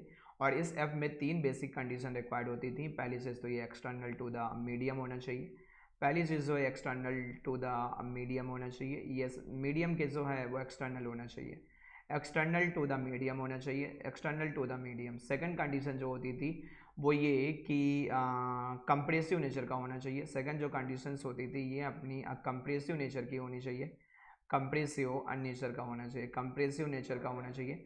एंड थर्ड कंडीशन जो इसमें होती थी, पहली कंडीशन ये, सेकंड कंडीशन ये, एंड थर्ड कंडीशन जो होती थी वो हमारी नॉर्मल टू द सरफेस होना चाहिए। थर्ड कंडीशन जो फोर्स के लिए रिक्वायर्ड होती थी वो नॉर्मल टू द सरफेस होना चाहिए, नॉर्मल टू द सरफेस होना चाहिए। अब देखो यहाँ से इसकी यूनिट निकल के आती थी, इसकी यूनिट जो होती थी वो न्यूटन पर मीटर स्क्वायर होती थी, या इसी को हम लोग बोलते थे कि ये जो है ये अपना पास्कल है, इसी को हम लोग बोलते थे ये अपना पास्कल है। और अगर डिटेल में पढ़ना है तो फिर पीछे वाले लेक्चर आप फॉलो कर लो, जो ऑलरेडी मैं करवा चुका हूँ फ्लूइड मैकेनिक्स में। यहाँ से पहला प्रेशर जो अपना होता था वो अपना एब्सोल्यूट अप प्रेशर होता था। पहला प्रेशर जो होता था वो अपना एब्सोल्यूट अप प्रेशर होता था। फर्स्ट वन जो होता था ये एब्सोल्यूट अप प्रेशर यानी पी ऑफ एब्सोल्यूट होता था, पी ऑफ एब्सोल्यूट। और ये हमारा क्या होता था, ये अपना कैसे होता था, देखो एब्सोल्यूट प्रेशर हम लोग कैसे बोलते थे, एब्सोल्यूट प्रेशर को हम लोग कैसे डिफाइन करते थे, कुछ ऐसे बोला जाता था कि किसी भी सिस्टम या किसी भी फ्लूइड के प्रेशर को अगर हम जीरो प्रेशर के रेस्पेक्ट में मेजर करते हैं तो उसका जो प्रेशर होगा that pressure is known as absolute pressure of the system. और ये जीरो प्रेशर हमें कहाँ पर मिलता था, जब हमारे जीरो कैल्विन की टेम्परेचर की कंडीशंस होती थी, जीरो कैल्विन टेम्परेचर पे, जीरो कैल्विन टेम्परेचर पे जो हमारा एब्सोल्यूट प्रेशर होता था ये हमारा जीरो हो जाता था। और इसको मैं प्रॉपर डिटेल में आपको बता रखा हूँ पुराने लेक्चर्स में, एफएम के जो हैं वहाँ पर कंप्लीट मैंने आपको बताया है कि जीरो प्रेशर की कंडीशन हम लोग कैसे अचीव करते हैं। अभी मैं जस्ट आपको यही बोलूँगा दोस्त कि पुराने लेक्चर देख लो, क्योंकि बार बार फिर वही कराएंगे तो टाइम वेस्ट होगा। एब्सोल्यूट जीरो प्रेशर जो होता है वो एब्सोल्यूट जीरो टेम्परेचर पे मिलता है। क्लियर, तो यहाँ से ये भी आप बोल सकते थे, जैसे मान लो अगर हम बात करें कि एब्सोल्यूट जो है वो ज़ीरो प्रेशर अपना कहाँ पर होगा, एब्सोल्यूट ज़ीरो प्रेशर जो होता था ये हमारा एट एब्सोल्यूट ज़ीरो टेम्परेचर पे होता था, एब्सोल्यूट ज़ीरो टेम्परेचर पे यानी ज़ीरो कैल्विन टेम्परेचर पे, कैल्विन स्केल पे। अगर ये ज़ीरो कैल्विन है तो ये हमारा ज़ीरो हो जाएगा। हल्का सा मैं वहाँ से आपको हिंट भी देता हूँ, अगर जीरो कैल्विन होगा तो रैंडम प्रेशर जो है, रैंडम वेलोसिटी जो है वो जीरो हो जाएगी, रैंडम वेलोसिटी जीरो होगी तो मॉलिक्यूल का मोमेंटम जो है वो जीरो हो जाएगा। कंटेनर या टैंक के अंदर मॉलिक्यूल हमारे सीज कर जाएंगे, और अगर मोशन नहीं होगा तो वॉल पे टकराएंगे नहीं, वॉल पे टकराएंगे नहीं तो वॉल पे मोमेंटम का कोई एक्सचेंज नहीं देखने को मिलेगा। और अगर वॉल पे मोमेंटम का कोई एक्सचेंज नहीं होगा तो वॉल पे कोई फोर्स नहीं आएगा, एंड फोर्स नहीं है तो फिर कोई प्रेशर नहीं है। क्लियर, और ये मैं प्रॉपर डिटेल में मैंने वहाँ पर आपको बताया भी था काइनेटिक थ्योरी ऑफ गैसियस के कॉन्सेप्ट को यूज़ करके, तो वो पुराने प्लीज़ आप एक बार देख लेना जो प्रेशर के कॉन्सेप्ट थे। क्लियर, तो उतना मैं डिटेल में फिर नहीं लेके जा रहा हूँ क्योंकि मैंने वहाँ पर ऑलरेडी आपको बता रखा है। सेकंड प्रेशर जो होता था, सेकंड जो प्रेशर होता था ये भी मैंने आपको बता रखा है कि आपका एटमॉस्फेरिक प्रेशर क्या होता था, एटमॉस्फेरिक एटमॉस्फेरिक प्रेशर क्या होता है? एटमॉस्फेरिक अब प्रेशर हमारा जो है एटमॉस्फेरिक प्रेशर, जिसको हम लोग रिप्रेजेंट करते थे अब पी एटीएम से, जिसको हम लोग रिप्रेजेंट करते हैं पी एटीएम से। इसको भी मैंने डिटेल में आपको बताया था, तो अभी मैं रफली आपको बता दे रहा हूँ कैसे बोला जाता है। देखो, एटमॉस्फेरिक प्रेशर जो हमारा होता है वो सराउंडिंग गैस मॉलिक्यूल यानी इन्वायरमेंटल की जो गैस है या इन्वायरमेंटल मास जो है, इस इन्वायरमेंटल मास या इन्वायरमेंटल गैस की वजह से जो भी प्रेशर की इंटेंसिटी बॉडी या सिस्टम या फ्लूइड पर डेवलप होता है, दैट इंटेंसिटी या pressure is known as atmospheric pressure. Clear? और अगर आप सी लेवल पे देख रहे हो तो सी लेवल पे इसकी जो वैल्यू होती है, स्टैंडर्ड वैल्यू जिसको हम लोग बोलते हैं, वो 101325 न्यूटन पर मीटर स्क्वायर होती है। यानी कहने का मतलब ये है कि अगर हम लोग थोड़ा सा यहाँ से जैसे समझें तो मान लो सपोज ये अपना फ्री सरफेस है, या ये जो है सपोज डैट ये अपना सी लेवल है, ये मान लो सपोज सी लेवल है, ये जो है वो सी लेवल है। अब इस सी लेवल पे जो सराउंडिंग के गैस के मॉलिक्यूल हैं, यहाँ पर जो भी प्रेशर की इंटेंसिटी अप्लाई करेंगे, ये मैंने आपको कंप्लीट बढ़िया पिक्चर बना के बता भी रखा है। यहाँ पर जो भी सराउंडिंग गैस के जो मॉलिक्यूल हैं, यहाँ पर जो भी प्रेशर जो सराउंडिंग का गैस मॉलिक्यूल है, अगर हम यहाँ पर देखें तो सराउंडिंग गैस मॉलिक्यूल जो हैं, surrounding gas molecule, surrounding gas molecule बोला जाए, surrounding gas molecules are environmental mass, are mental mass जो हमारा है इन्वायरमेंटल मास। क्लियर? इस इन्वायरमेंटल मास की वजह से जो भी यहाँ पर प्रेशर डेवलप होता है, जो भी प्रेशर यहाँ पर डेवलप होगा, जो भी प्रेशर की इंटेंसिटी यहाँ पर आएगी, जो भी प्रेशर की इंटेंसिटी यहाँ पर आएगी, that pressure intensity is known as atmospheric pressure. और ये अगर सी लेवल है तो इसको हम लोग बोल देंगे ये अपना स्टैंडर्ड वैल्यू बन जाएगा, that should be standard value. और ये जो है ये 101325, ये जो है ये 101325 न्यूटन पर मीटर स्क्वायर या पास्कल है। क्लियर? तो ये आपका निकल के आ जाएगा यहाँ पर। ये आप और डिफरेंट तरीके से समझा सकते हो, इसको मैंने कंप्लीट डिफरेंट तरीके से वहाँ पर समझाया भी है कि सपोज ये डेटम लाइन हो गया, z इज इक्वल टू 0, इससे ऊपर अगर आप जाओगे, इससे ऊपर अगर आप जाओगे, क्लियर, तो इससे जैसे इनफाइनाइट हाइट तक अगर अपन इसको एक्सटेंड कर दें, z approaches to minus plus infinite. Clear? ऊपर चलेंगे तो z जो है वो पॉजिटिव है, ऊपर चलेंगे तो z जो है वो पॉजिटिव है, और नीचे जाएंगे तो z जो है वो हमारा नेगेटिव है, नीचे जाएंगे तो z हमारा नेगेटिव है। तो अगर हम लोग इनफाइनाइट हाइट तक इसको एक्सटेंड कर दें, इनफाइनाइट हाइट तक अगर हम लोग इसको एक्सटेंड कर दें, तो यहाँ पर जो इन्वायरमेंटल मास जो है, इन्वायरमेंटल जो मास है यानी उसका वेट कुछ निकल आएगा, कुछ वेट आ जाएगा। वेट कहाँ से कहाँ तक? z इज इक्वल टू 0 से 0 to plus infinity.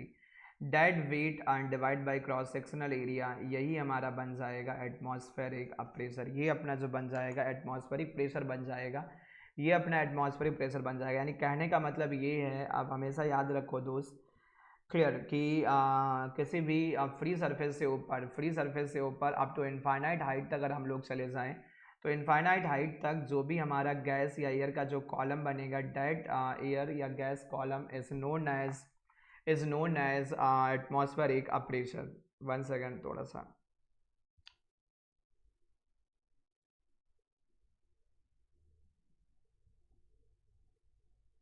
Okay, actually थोड़ा सा आई में प्रॉब्लम हो गया था, थोड़ा सा चोट लग गया, इंजरी हो गया था, तो वही।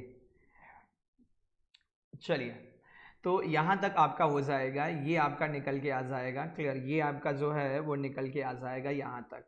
क्लियर? तो ये अपन एटमॉस्फेयर प्रेशर को कुछ ऐसे डिफाइन कर सकते हैं। नेक्स्ट अगर हम लोग गेज एंड वैक्यूम प्रेशर के लिए चलें, गेज एंड वैक्यूम प्रेशर, तो ये भी मैंने आपको कंप्लीट वहाँ पर डिफाइन कर रखा है, गेज एंड वैक्यूम। तो मैं प्रॉपर डिटेल में नहीं जा रहा हूँ, केवल मैं यहाँ पर डेफिनेशन आपको बोल दूंगा, क्योंकि ऑलरेडी जैसे करा रखा हूं तो आप वहां से देख सकते हो। क्लियर?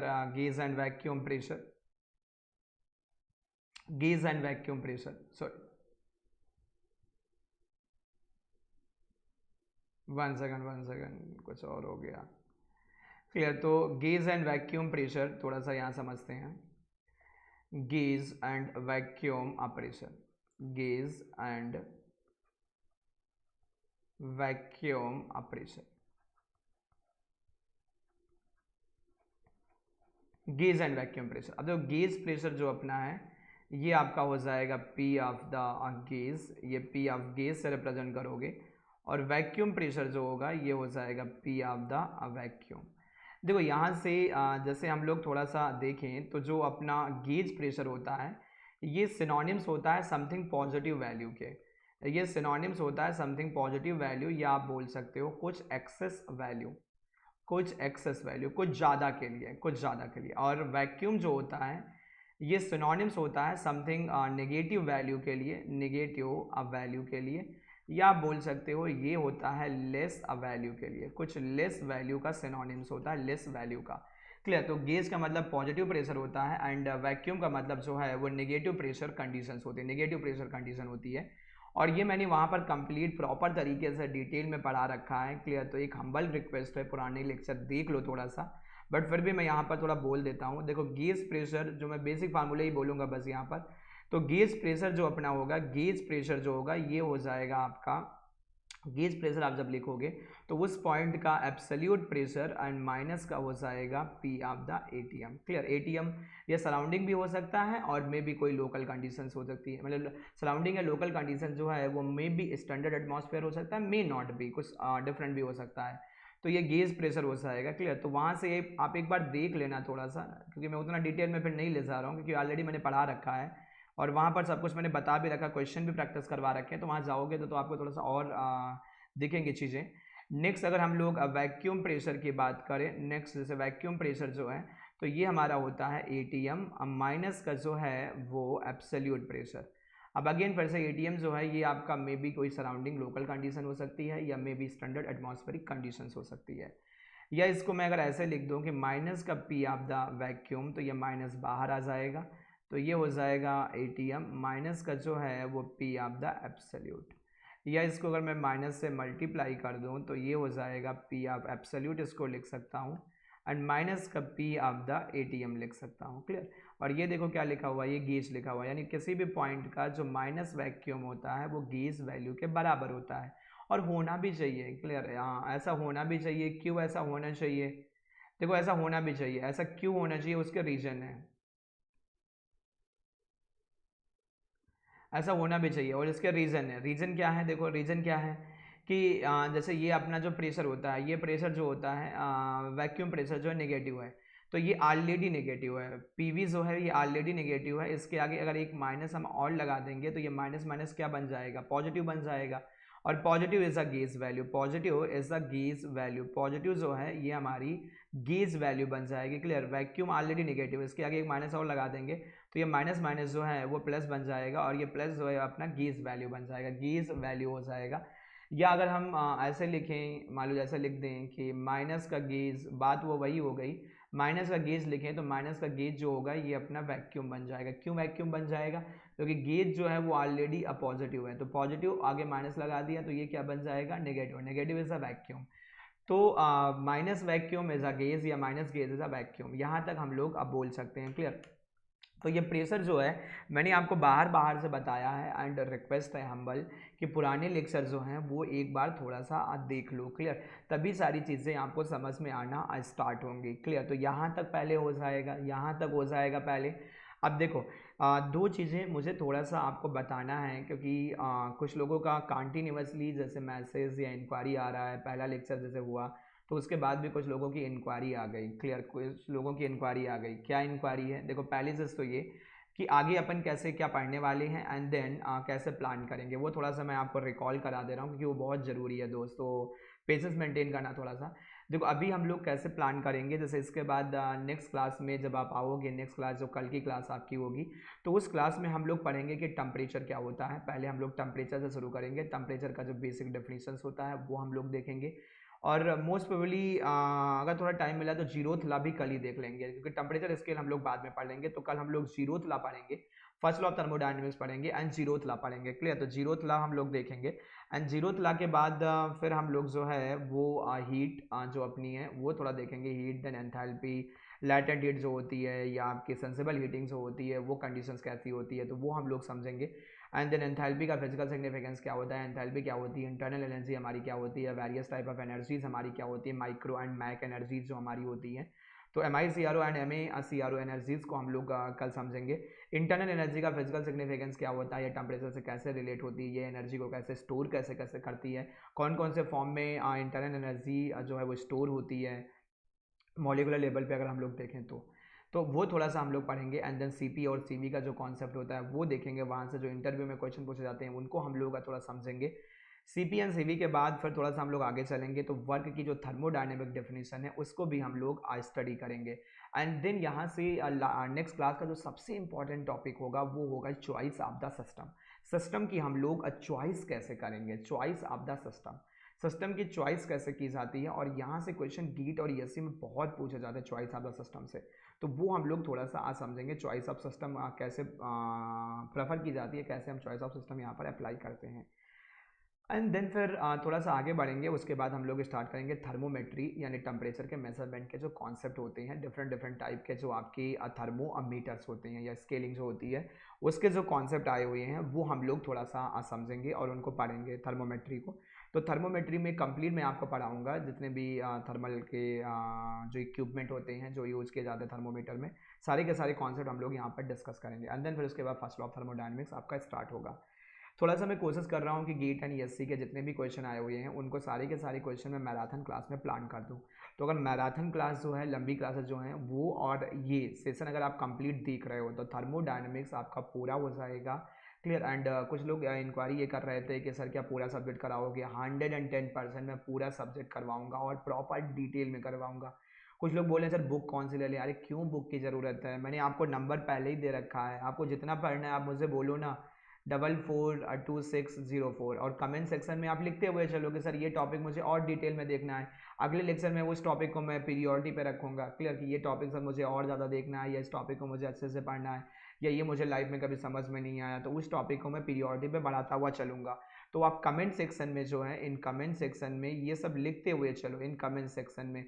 बाकी इस पर्सनल नंबर पे भी आप मुझे मैसेज कर सकते हो, सर नहीं ये टॉपिक मेरा बहुत वीक है तो ये टॉपिक आप सही से करवा दीजिए, तो वो मैं प्रॉपर तरीके से रखूँगा। आप टेंशन फ्री रहो। एंट्रोपी, रिवर्सिबिलिटी, इरिवर्सिबिलिटी जहाँ पर इतना कॉम्प्लिकेशन होता है, लोगों को प्रॉब्लम होता है, वो सब मैं प्रॉपर तरीके से आपको पढ़ाऊँगा। या अनस्टडी इक्वेशन को डील करना प्रॉपर डेरिवेशन के साथ क्लियर। तो टेंशन फ्री रहो, पूरा हो जाएगा सब्जेक्ट। एंड आपको कोई रिक्वायरमेंट नहीं है किसी और बुक या रेफरेंस लेने की। एक थोड़ा सा रिक्वेस्ट है बस आपसे, एक चीज़ ये कि लाइक, शेयर एंड कमेंट करना मत भूलिए। एंड प्लीज़ अपने दोस्तों को थोड़ा इन्फॉर्म करिए कि यहाँ पर आएँ और जुड़ें और वो भी सब्जेक्ट को थोड़ा सा देखें, क्योंकि अगर ज़्यादा से ज़्यादा नंबर ऑफ स्टूडेंट आते जाते हैं तो थोड़ा सा मोटिवेशन एज ए एजुकेटर भी बढ़ता है दोस्त क्लियर। तो फिर आज का जो ये सेशन है फिर मैं यहीं पर रोकता हूँ एंड नेक्स्ट सेशन भी अपन तो लंबा प्लान करेंगे क्लियर। ओके चलिए, तो ये मेरा ईमेल आईडी भी है, इस आईडी पे जैसे आप मुझे मैसेज कर सकते हो क्लियर, और ये मेरा व्हाट्सअप नंबर है, तो दोनों मैंने दे रखा है। एंड अगर आपने चैनल को सब्सक्राइब नहीं किया तो प्लीज़ चैनल को सब्सक्राइब कर देना एंड बेल आइकन को प्रेस कर देना, क्योंकि नहीं तो आपके पास लाइव क्लासेस का नोटिफिकेशन नहीं आएगा। ओके चलिए, again let's crack GATE and ESC and okay, thank you for watching this, thank you for watching this, thank you.